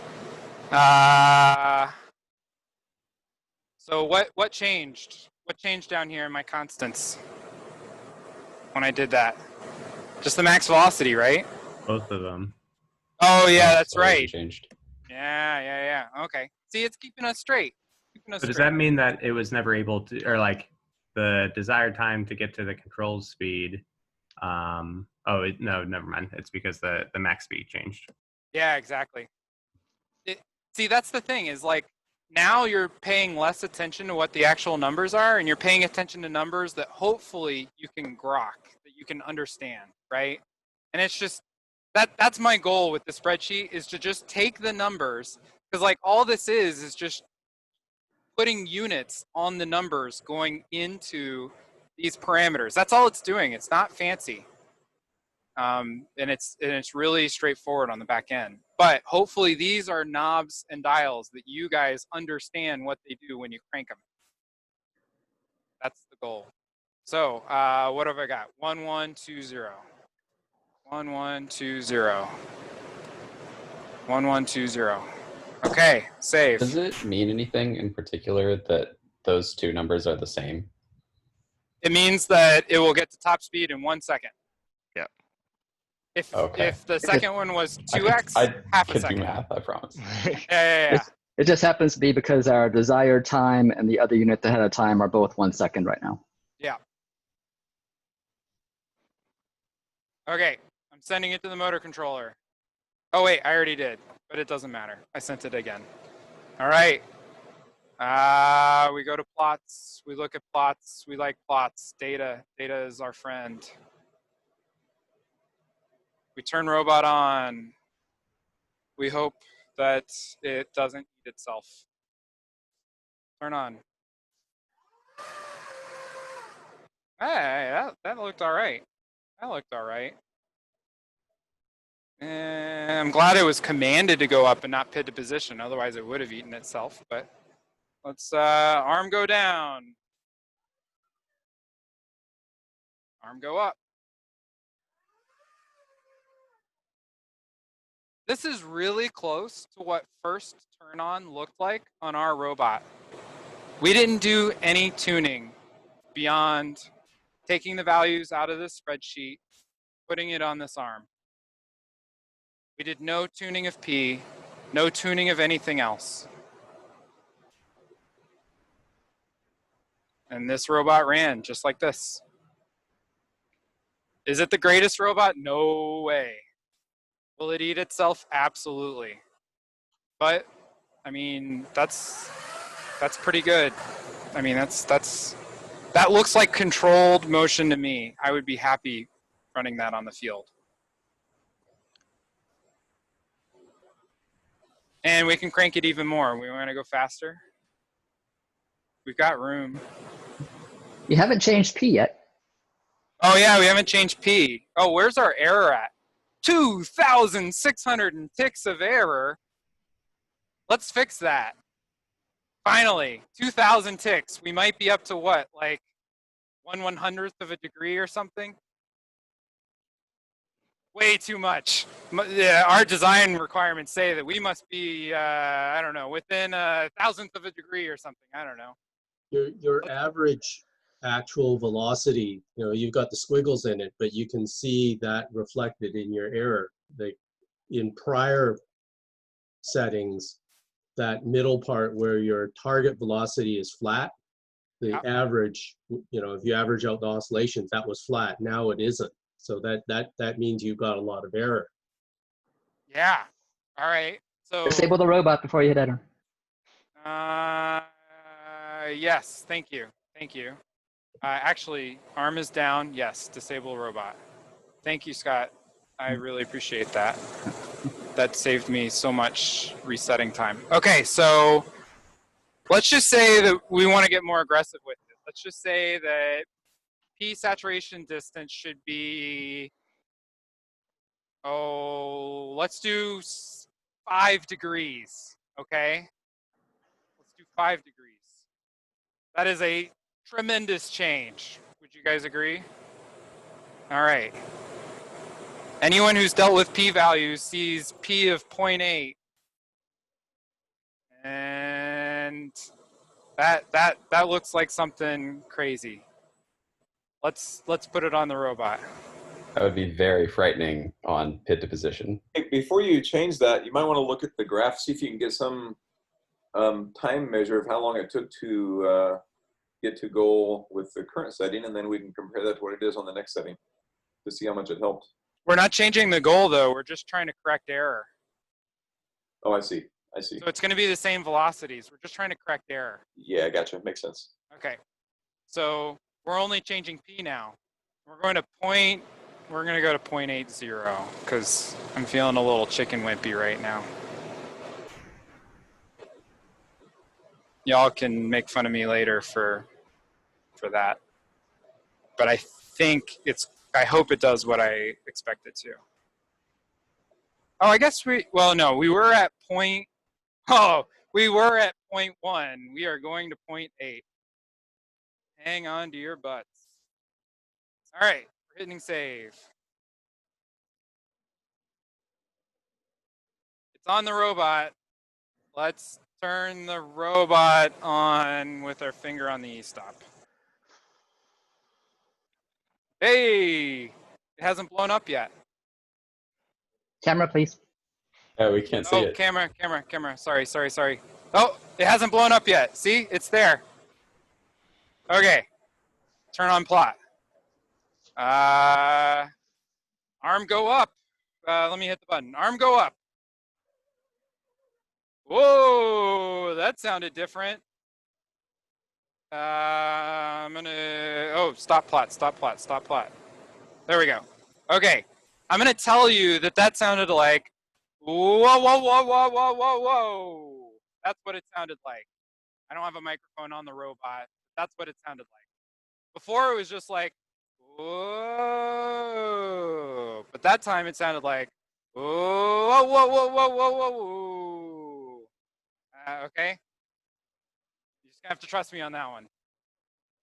But that's what it sounded like when I said, whoa, that sounded different. All right. What happened?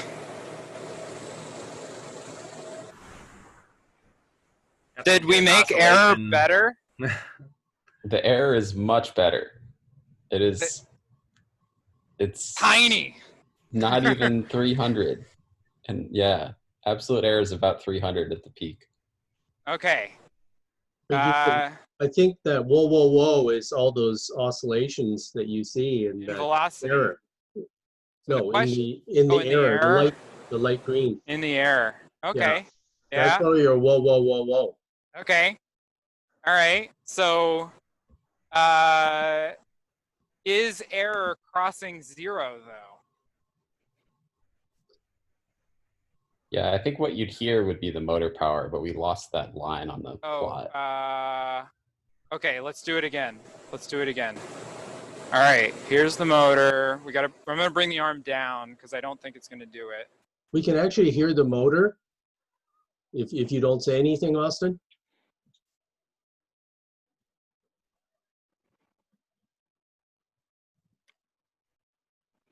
Oh. I was going to suggest this jokingly because I thought it was a bad idea, but here we go. Get ready to hit your mute, girl.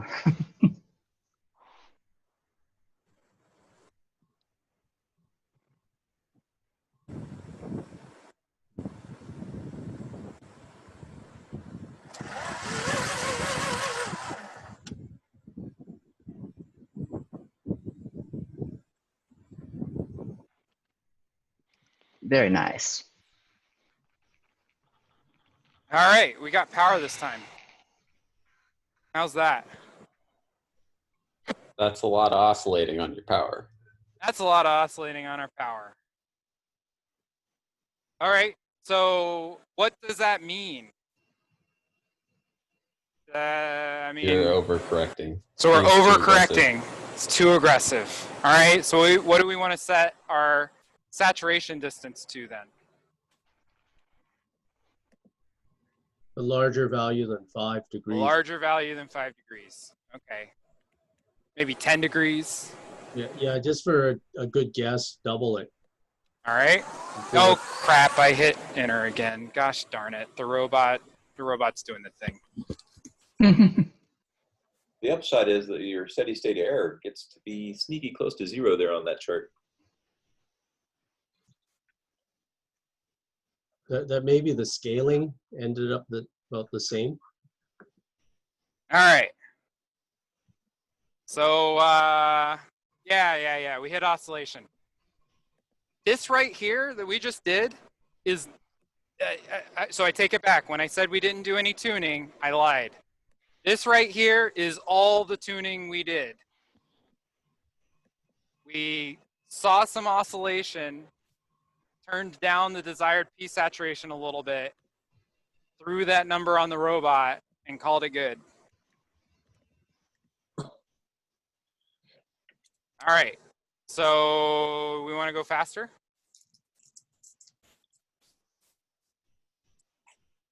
Well, we're testing the change in P saturation, right? Oh, right. Okay. Control one variable at a time. Come on. Okay. Yep. Science. That's science. All right. Plot enabled. Enable the Oh wait, did I send that? I didn't send that. Let's send that. So P is now 0.411. P is now 0.411. We're gonna hit save, send it. All right, we switch back over to our plot. Plot's enabled. See our robot. We're gonna enable the robot. Enabling for real this time. Oh, and it was already set to the high position. I should have been paying more attention to that. Let's come back down. Okay, let's go back up. Actually, do you guys want to hear it? Did that help at all? I don't know if it came through. We're typically able to hear you, or hear it. I don't know if it just has to do with what way your head is going, but we've been able to hear it most of the time.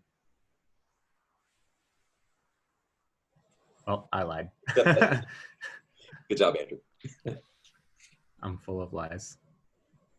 Full of something. Oh, we heard it there. Yeah, there it was. Okay, so you heard it, and now we have a plot. I'm gonna put the arm down before I forget to do that again. All right, so what do you guys see?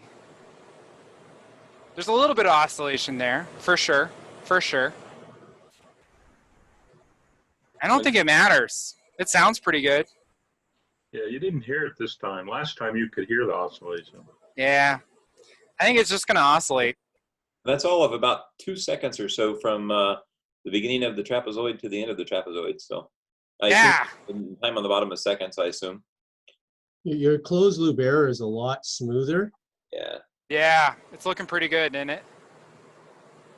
So that usually the error, if it's smooth, that means you're able to control it smoothly, and that's yeah. It looks like a ship it. I say ship it. Yeah, absolutely. Our actual values on this robot were this to 0.85, this to 60. And the only reason we were able to run 60 is because this is only running with half the power on the arm. I've unplugged the other side of the robot. There's only 2 motors running on it, and there's 4 in total. So this was our actual ship it numbers right here.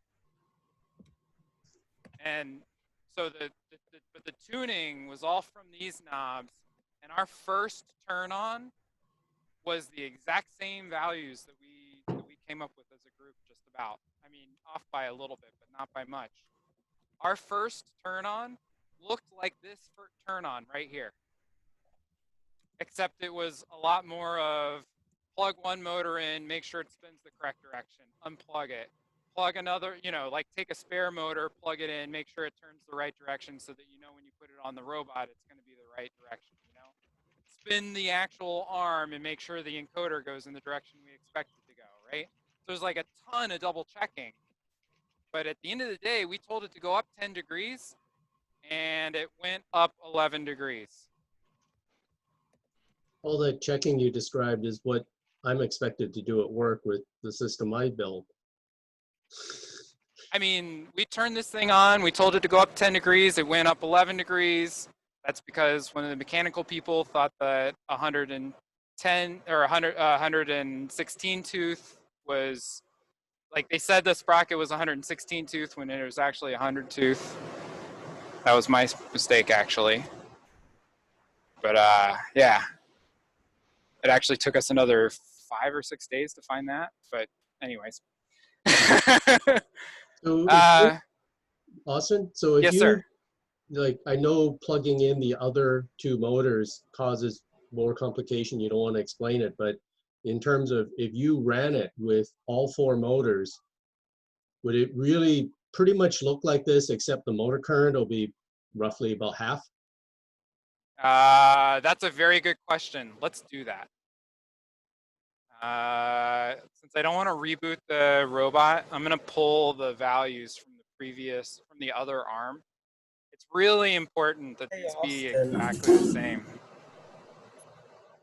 Because all your control is occurring on just one of the four motors. Yes, correct.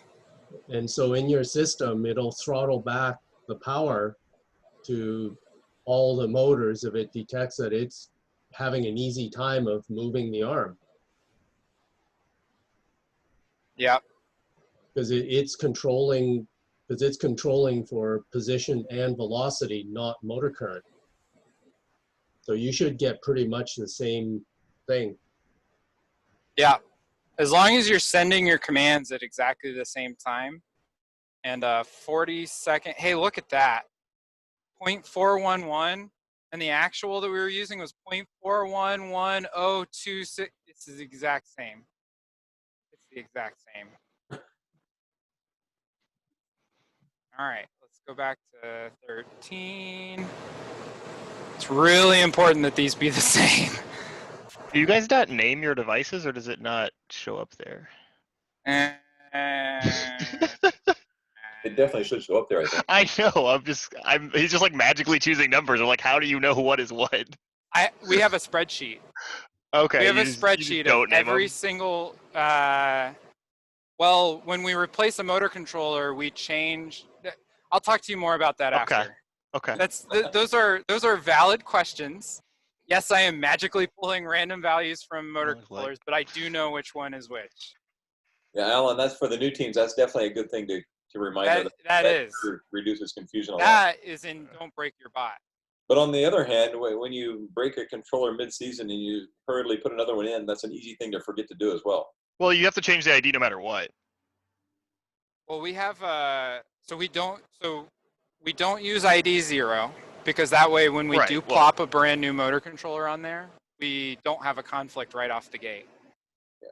Correct. Yeah, no one should ever assign ID 0. That's right. And then every motor controller is given a number, and then we scratch the number usually into the motor controller, and then we have a config file, and on startup, it decides which motor controller is doing what based on the config file. So we actually have a text file. We go in and we say, well, we plugged in motor controller number 20 whatever into this spot, and it's doing this thing, and that way we don't have to redeploy code if we change a motor controller. But you just change the. I don't recommend it. Okay, yeah, I was saying it takes like a minute to change the ID on a motor controller. It's so well, fast. But it takes a lap. I mean, it takes. Yeah, I mean, I agree. Oh. I agree. I mean, It works. Yeah. It's fine. It's a thing you can do. Fine. Yeah, but you're right. All right, so let me double check. We got 13. 13 has 750, 1500. 0.57. Actually, let's see. How do I get 0.57 on the feed forward? Oh, I would have to change this gear ratio. I bet this is at the wrong. I bet if I change this to 116. Hey, we get the. No, wait, we don't get the number that was 57. Well, anyways. There's reasons that that's off a little bit. This spreadsheet was made after the fact because the original spreadsheet was trash. And I wanted something that I could give to other people and not feel embarrassed about. 0.57, 0.44. All right, we're good. We're good. We're good. Robot is disabled. Robot is disabled.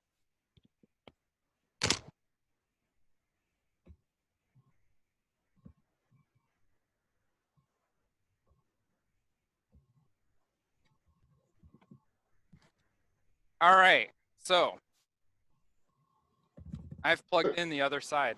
Remind me of something here. When you download the PID constants through Tuner, yeah, that means you also do not have to do that in your robot code, right? You can do it in your robot code as an alternative, but you don't have to do both, or no? So that is a really good question, and what I would say is you need to develop a strategy for your team that ensures that your robot hits the field with the correct values. I would recommend that you tune with Tuner and then have your robot code set constant values at startup. Correct. Yeah, like that's the recommendation by all manufacturers, is that you always basically wipe the motor controller at the beginning as soon as you start up, and you put a new value on and save that value. Yeah, that's sure because if you swap motor controllers, if power goes weird, if something happens, it's better just to. There's other reasons why I don't want to turn this robot off and on again. But that would have been a perfectly valid way for me to make sure that everything was the same on both motor controllers. So can I clear that up a bit? So what you described definitely sounds like a good practice, but just as far as technical ability, is it possible to just purely program them into Tuner and not do it in your code? Yes. Yes, and that somewhat depends on how your code is set up to make sure it doesn't wipe those values. Right. Like it's very possible that you wipe values at the beginning of startup, and that's like what if you copy Spectrum's code or a lot of people's code, it's always going to wipe. Yes. At the beginning. If you do it in the tuner, then you always have to have that laptop or computer there when you power up. Well, right? well, it's even worse. Not necessarily when you power up. It's just that if that speed controller dies, those values go with it. Like they're not saved on the laptop. They're not saved anywhere except in the controller. So if you only tune there and you don't write it down somewhere else, they're gone. Yeah. Oh, so the tuner software doesn't save anything. No, it programs it. It programs it to the EEPROM in the motor controller. Yeah. So it is saved from power cycle to power cycle in the motor controller. But if the code overwrites it, it's gone. If the motor controller dies and you have to put a new one on your robot 5 minutes before a match. Or if you factory reset it for some reason, right? You can do it on the button, like there's ways to do it. Okay, so this tuner is acting kind of like a hyper terminal. Yes. Okay. You are SSH'd into the robot. Literally in this case. Okay. You are literally SSH'd in. So diagnose it and tune it here, and then write the numbers down and hard code them. Yeah, that's what every manufacturer says to do. Yeah, do you really trust those numbers to survive the 6 firmware upgrades you have in a season? Do you really trust the students to check the updates enough to update all of them? Oh my goodness, don't even get me started. And all right. Robot turn on. Robot turn on. Please don't break robot. Hey, it's a little more snappy now. Whoa. All right. Arm go up.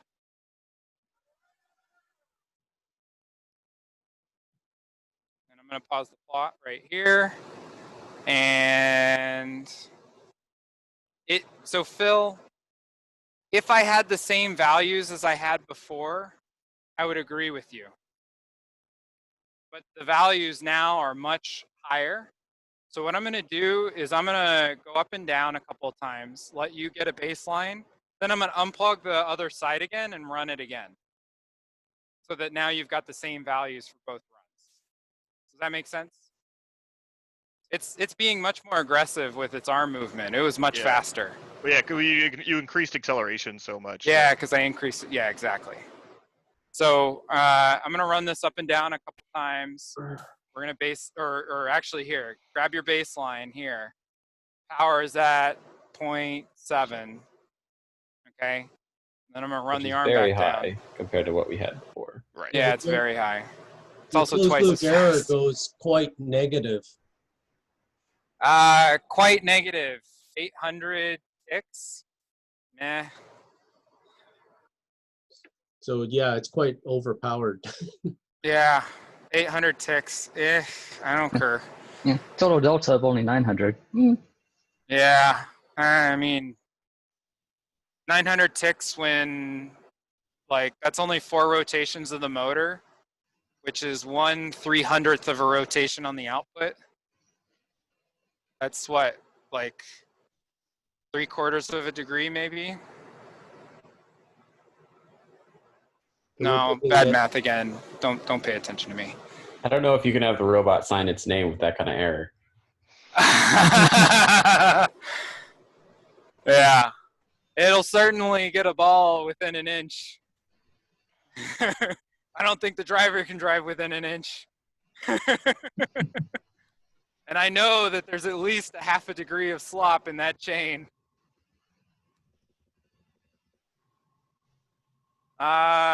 So let's see here. Can I, what were the old values? I don't remember what the old values were. I thought you weren't going to change the old values. You're just No, going. I don't want to change the old values. I could have programmed. I could program both of them. I mean, I think we going to run this a couple times and then unplug one side and then run it again. But yeah, now that I see 0.8 though. Yeah, that's and I think we know it. We know what it's going to do, and it is just going to ask for more power from that side. Oh, it'll saturate. We can see saturation. Yeah, let's see saturation. I was about to ask what happens when you do that. Yeah. And it's not your robot, so it's a great time to ask. Yeah, and everyone's a safe distance away. I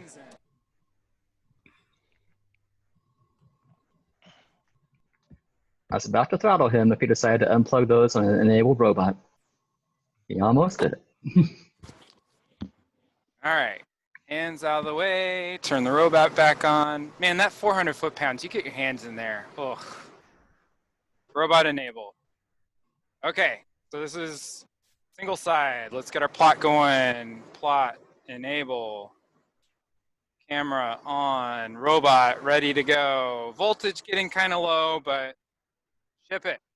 Arm go up. Pause plot.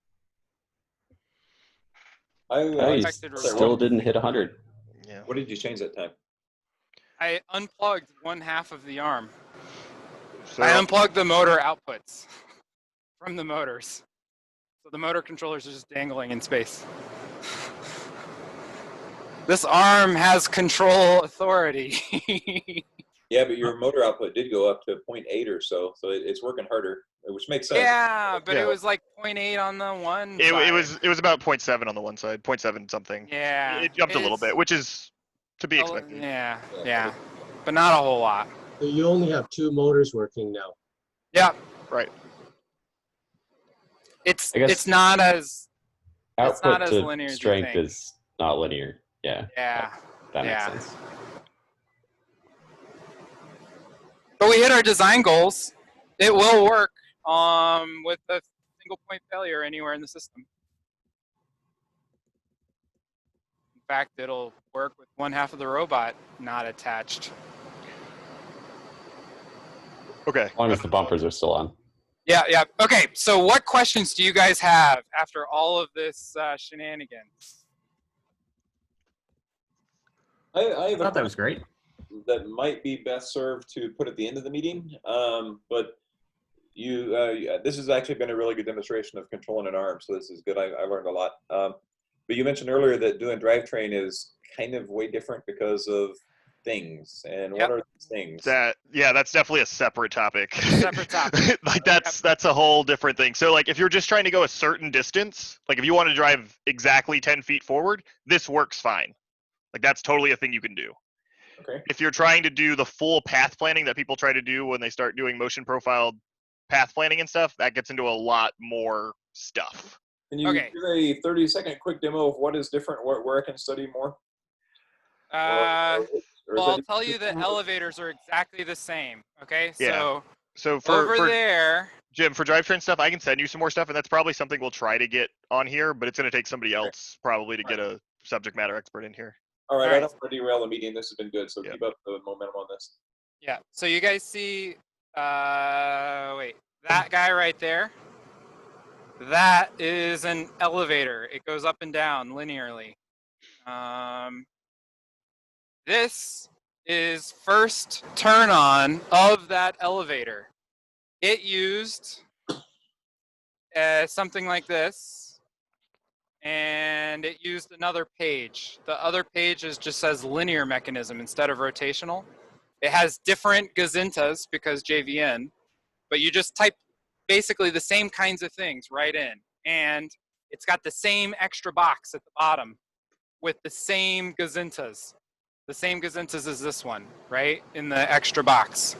This is first turn on.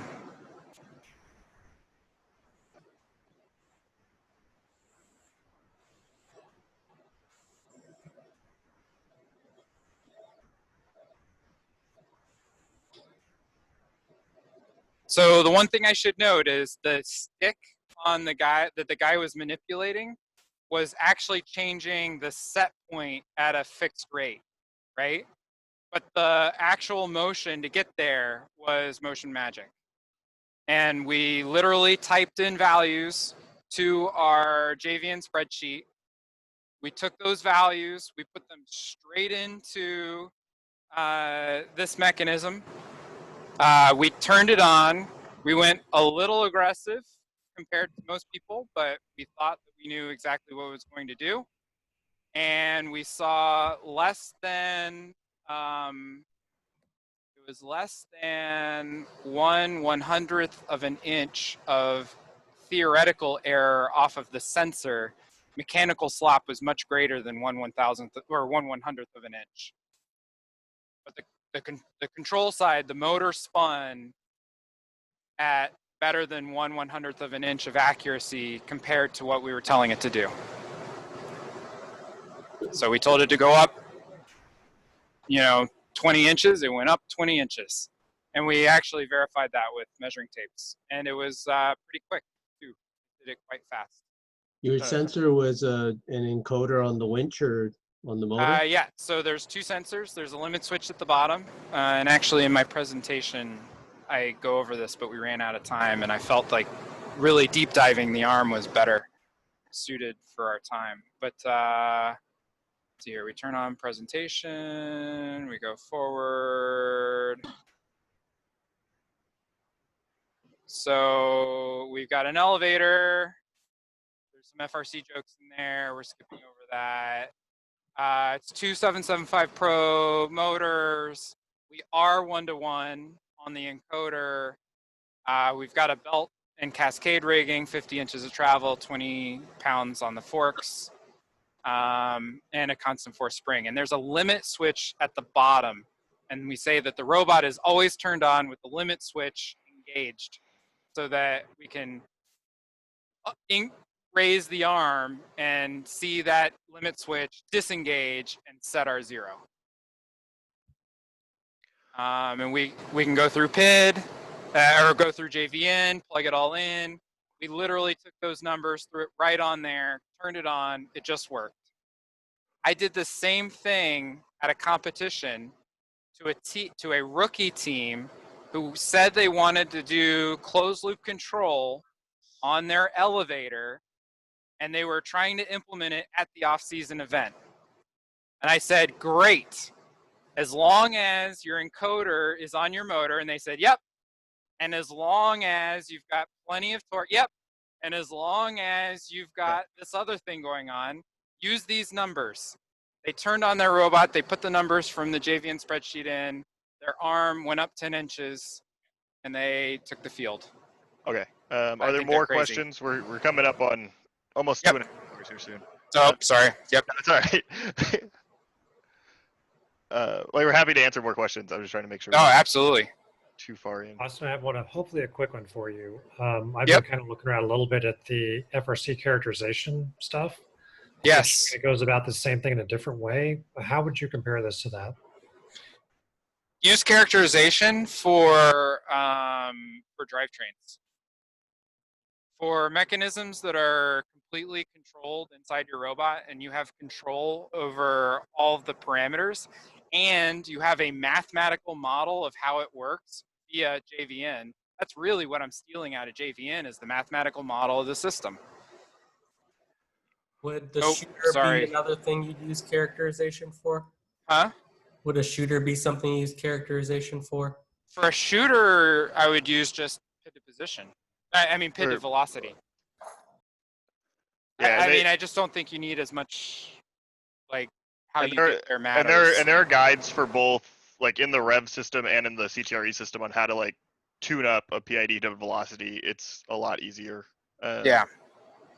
If it's constant velocity, if it's constant velocity, I would do PID to velocity. Oh, one of the things I do want to say, just because the vernacular you use is not necessarily uniform to everyone else, like the using JVN to mean JVN design spreadsheet, it's fine internally to your team, but also, like, just so people who may not know, JVN is a person. John, he's a real person. A mentor on 148 and is Yes. pretty active in the first Texas community. So if you just start saying pulling things from JVN, people are going to be confused why you're, like, stealing out of his pocket. Oh, I'm really sorry. So, like, as a team vernacular, feel free. But design spreadsheet, JVN design spreadsheet. John V. Noon is a really awesome guy. He's been releasing that. He actually stopped releasing it. I think he released his final version. But he was releasing it since he was back in college at Clarkson. And there are numerous other design spreadsheets that kind of get you the same thing. Yeah, I did contact John before I put this one out there. You know, he doesn't care. No, absolutely. Yeah, it's all built to improve the community. Yeah, just be careful on the vernacular. If you're just walking around competitions and be like, hey, what's the I'm JVN really on that? People are gonna be like, what? Like, I don't understand. I'm sorry. That was more for the group. Like, again, team internal stuff, do what you want. Like, we have fake names for teams and stuff in our team, all sorts of things. You got to be careful what you say to other people and expect them to know what it means. Yeah. What was that word that you were using in referring to that design spreadsheet again? Oh, I was about to ping you for doing that, Austin. You want to explain what a goes into and a goes out to is? I Googled it, and Google gives you the correct answer. And goes out of. So any function in programming has stuff what goes into it and stuff what comes out of it. Okay, now that you enunciated that makes total sense. Yeah, gazentas and gazatas. And then the other word I used was grok. Grok is to understand or to really grasp. I actually looked that one up. That's good. I had not heard that one before. I actually looked that up in the middle of the talk. Man, I am so sorry. I am littered with I think that's from Dune. Yeah, it is. It's actually a real word though. It's actually a real thing. And Unix. Stranger in a strange land. Yeah. All right, what other... Oh, are the units the same on the Spark Max? I highly doubt it. Yeah, I'm pretty sure they're not. No, they're definitely not. And that's probably a good thing. Yeah, we use native units, so like RPM. Oh, you have your own native units? No, like sorry, RPM, like actual units, like RPM. Oh, and real and units. Rotation. Yes. Yeah. You mean things that people can understand and don't require a spreadsheet to like do the translation for? Yes. So it's RPMs, rotations, and you can also change the scaling in your code natively on the controller. You can change the scaling right now in CTRE. However, I would recommend against it. Yeah, you shouldn't. They did some scaling thing, but it gets weird. It's not.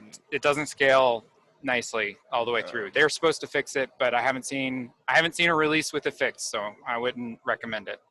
I would use the spreadsheet instead. You guys talked a little bit about the differences between the brushed and brushless motors. Is there any use brushed?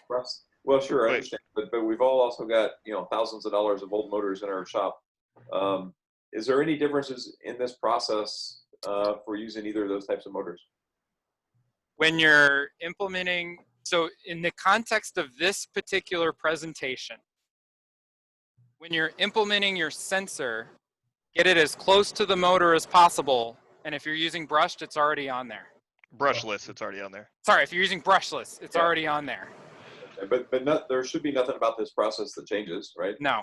And in fact, this arm is not using brushed motors. It's using it's not using brushless motors. It's using brushed motors, which is why on the spreadsheet we had to change the ticks per motor encoder revolution or motor revolution number.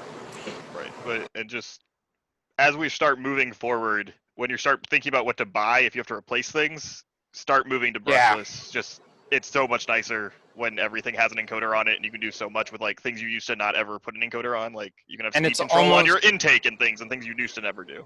Totally agree. Yeah. It's almost always the same cost if you're comparing new hardware as well, or very close. Yeah, it's within significant difference. So last week somebody was asking about smaller kits that you can practice this kind of stuff on. So kind of going through this demo, it really looks like that would be a good idea, because then you're not putting at risk a big real robot that has a lot of power and can really hurt somebody. Yeah, but I mean, there's things you can build that are simpler to this too, but that's for a different topic. I mean, yeah, you look at like what this arm started as. I mean, this is all just tube and 3D printed parts. You could definitely switch out these motors for cheaper motors. But that being said, these motors are fairly cheap. You could switch them out for less powerful ones, but I would be careful doing that. Less power means less control authority and less predictability actually in your mechanism. So I'd be very careful underpowering your mechanisms. Yeah, but what I see is like you're pretty fluent at using this, and so you have a fair amount of confidence when you go and put it in.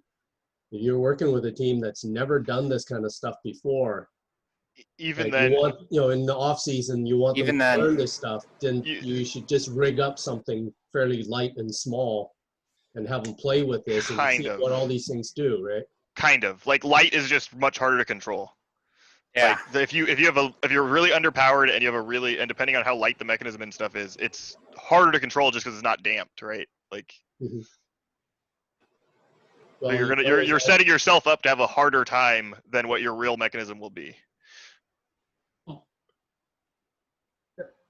A question on the feed forward term. Okay. So like on a rotational arm, my understanding of a feed forward is it's basically doing your heavy lifting. So it is like a rotational arm where you're fighting gravity. Once you cross over that pivot point, it should be fighting the other way. So, I mean, I've seen some people implement like where they look at a sine term or whatever, so it'll actually flip sines. But you're not doing that.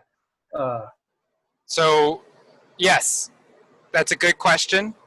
The proper answer is that both CTRE and Rev implement features called arbitrary feed forward, which on this graph we didn't talk about, but it's this box right here.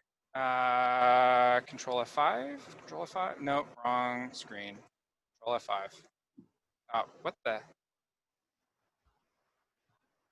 Present mode, please. Okay, this box right here. And it's an extra gazinta that you get to add when you tell it your set point, right? And so you say, hey, the position I'm going to needs extra power because gravity. I know that I'm going to 90 degrees straight out, and I know that at 90 degrees straight out, I need a 10% or 15% static load. And so you just say, go to this position, here's your arbitrary feed forward. All right? And that's what counters your gravity. And so when you go to the other side, you go, hey, here's your set point. I need a negative 10% power. Just slap it on. And that's what it does on the other side. That's the proper answer. All right. What did we implement? Not that. We implemented control authority. This thing is so massively overpowered that the P term is more than capable of holding it in position.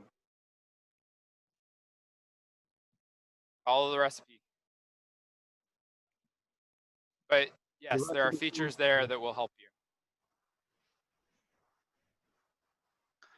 And there's some nice helper functions that have been added as of last year into WPI libs directly for that kind of stuff. If you really want to take it to the next kind of is another way of looking at it. Sorry, is another way of looking at that it controls not just for position, but it also controls for velocity. Like there's a cap on the maximum velocity. Yeah, that is what motion magic is doing. Yes. Yeah. And so, so what he was asking about, like once you start getting more vertical on an arm like that, then with the same power, it'll speed up. But you're controlling the velocity anyway. Yeah, you ignore the part in the middle. You try to plan in enough. Like, if I'm talking to a team that is getting their feet wet in this, so I say, make sure that your system has a whole ton of control authority, a whole ton of torque. Ignore those problems and difficulties until they're actually problems. And when you do, for some of those cases, there's features that you just drop in and they fix that. Yeah, so I went back. But we didn't even need it. I went back and looked because I wasn't sure, but I went back and looked at our code for our 2018 pink arm style that was invertible, both left and right side, and it's running just the up gains. Like there was I'm pretty sure we wrote out code to have different side gains and stuff, and all of those are disabled. It's running one set of gains for both sides, and it's totally fine. Yeah, it's just running motion magic. The regular feed forward term does a great job of doing the heavy lifting. And if you have sensors that are on your motors, your P term is able to make up the difference because it's going to react so quickly to being off in error.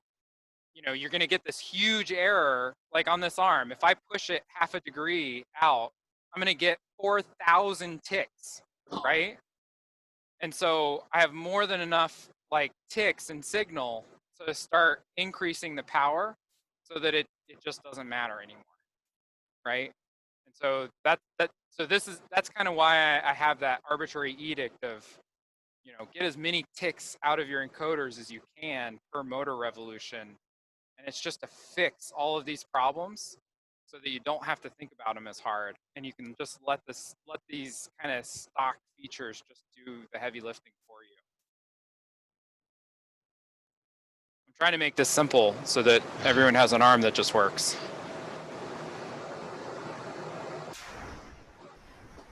That's the goal, at least. I don't know. Any more questions? I don't know if this is related to this topic, but on your controller, when you hit like arm go up button, how do you figure out what arm go up means in terms of this motion magic controller?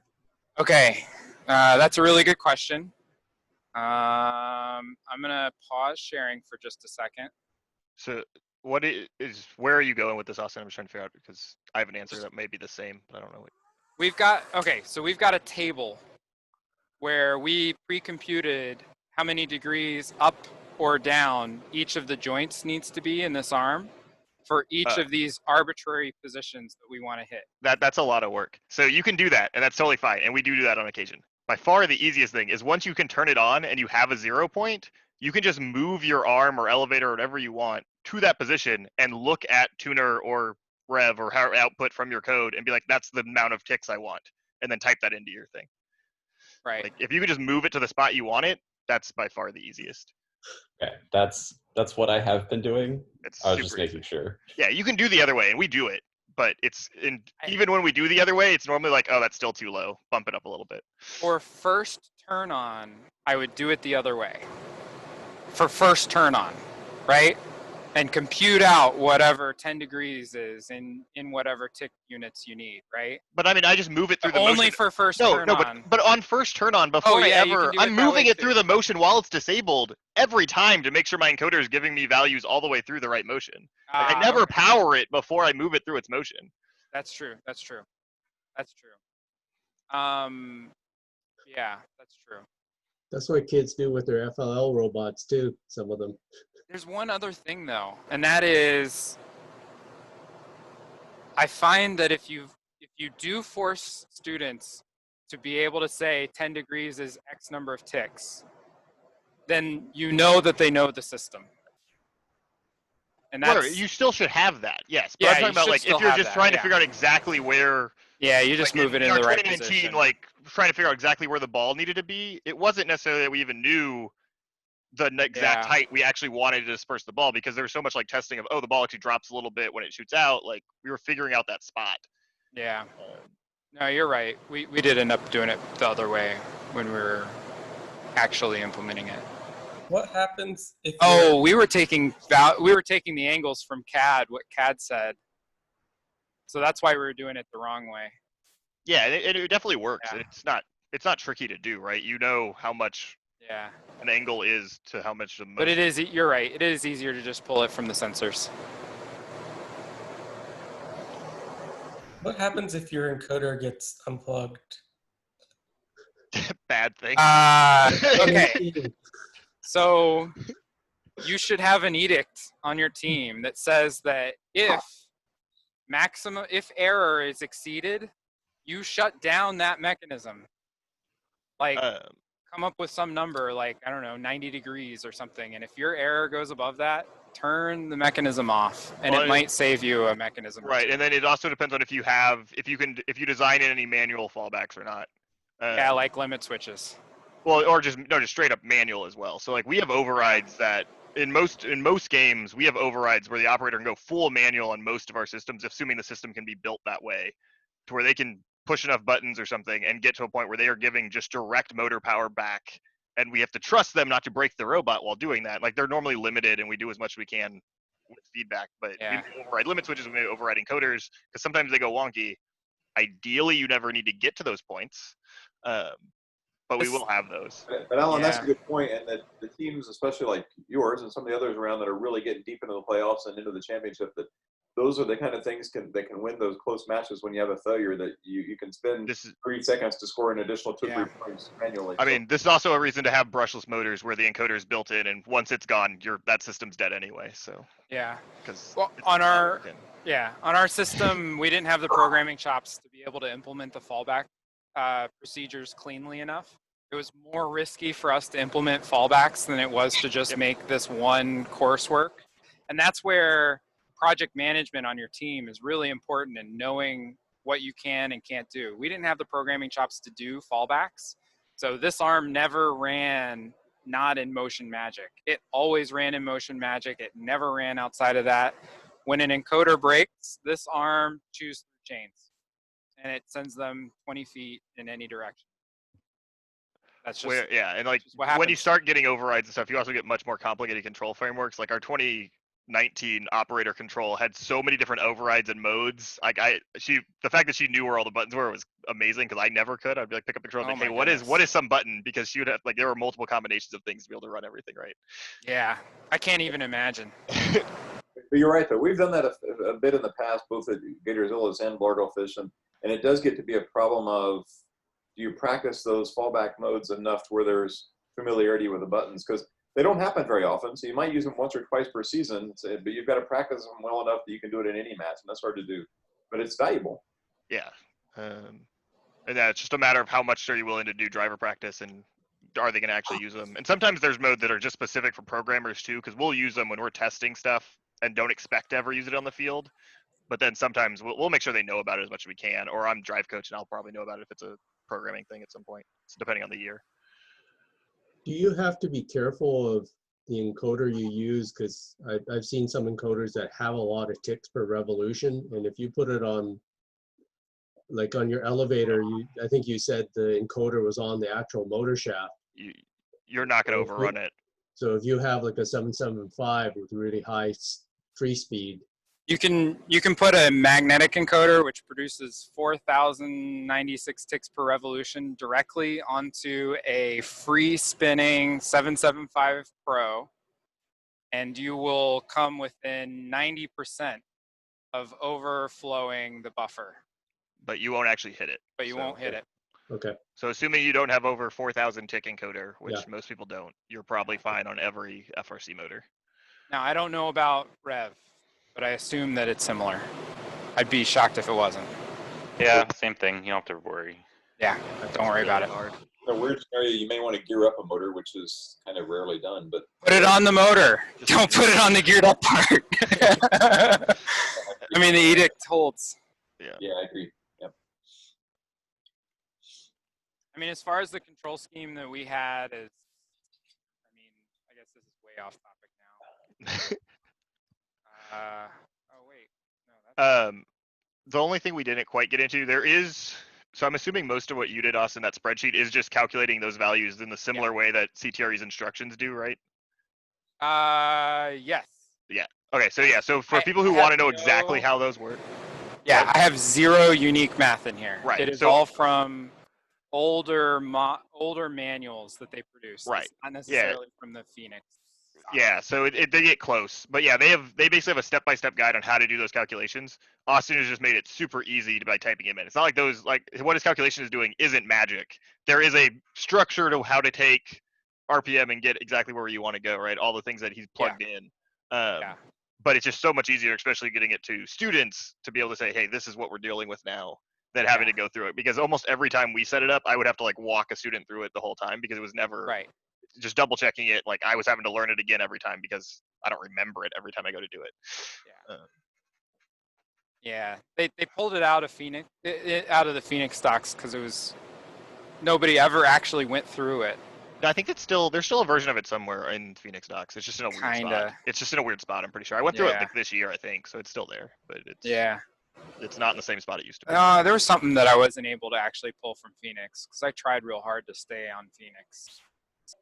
But anyways, but then the other thing though is that this, like, so for instance, this controlled speed, or sorry, this P value, or sorry, feed forward. This feed forward is actually using the loaded speed from this JVN in order to calculate the proper value. So when I say that this is using the JVN as the mechanical model, that's what I mean, is that it's taking this loaded degrees per second to figure out what the arbitrary feed, or not the arbitrary, but to figure out what the feed forward should be. But it's direct from what the manual would have said, you know, anyways. Based on whatever the rotation is. Yeah, that makes sense. And then, like, if you were to take your controlled speed and crank it up too much, like, I think the spreadsheet will start turning red and be like, hey, you're really over pushing this thing. I have a question. So when you plugged everything in for real for this JVN, did you still only plug it in with the 2 motors, or did you do it with the 4? Because wouldn't that change the loaded speed? Oh, yeah, that may be why you weren't getting the right value. Did you in the spreadsheet, did you change it to 4? You know what I did? Okay. Is I ran the spreadsheet for some of the numbers with 4 here. Oh, stupid. No. Anyways, the motor. Yeah, we saw it. Yeah, anyways. So I plugged in 4 here, and I took some of these numbers, and then I plugged in 2 here, and then I took the numbers for something else. And yet it still works, so it shows you how forgiving it is. Yeah, well, I mean, we took the same numbers just now that we were running in competition, unplugged one side, and the thing, I couldn't tell a difference. So actually, that's a not so great story on our part, but we had 2 775 Pros running our elevator in 2019, and for a solid, I don't know, couple of weeks of driver practice, only one of them was plugged in. And we did not know. So that's how good Motion Magic is. It'll just fight one mode. It'll hide a problem really well. Like when we plugged the other one in, like we noticed it got quicker and was more accurate. We're like, oh, but it was good enough that we just didn't notice. Which we had to start figuring out ways to have it tell us then things are broken. I think at the beginning, Austin was saying that you should use, was it Phoenix Tuner or whatever, to monitor your system when you first powered it all up. And so you would have seen that you got 0 motor current. Oh, I mean, no, we were way past that point. Like, oh, okay. This was in driver practice. Somebody had like unplugged a thing. Like we had tuned it. We had done everything. This was right before going like into champs or something. This was deep in the season. Yeah. So in Don't Break Your Bot, it actually says, like, just looking at tuner is not sufficient. You also need to make sure that your PDP is giving you the currents you expect, right? And so if you look in the PDP in your logs and you see that there's no power going to one of your motors, well, that's a problem. Yeah. You might perform better if it's plugged in or fixed or whatever. Or programmed. All of the above. All of the above. Yeah. The control scheme on this one, I don't know. It's like 2 modes. There's ball mode, there's shield mode, or hatch mode, and then there's just an up and then down for each mode. So like left, right on the D-pad changes the mode.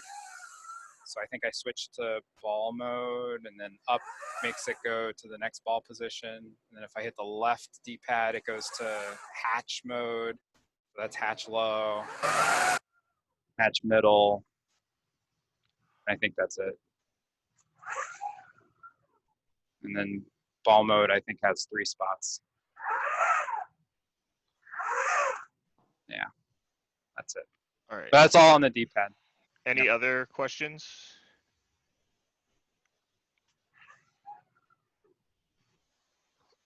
All right, if there's not any more questions, I'm gonna go and stop our recording.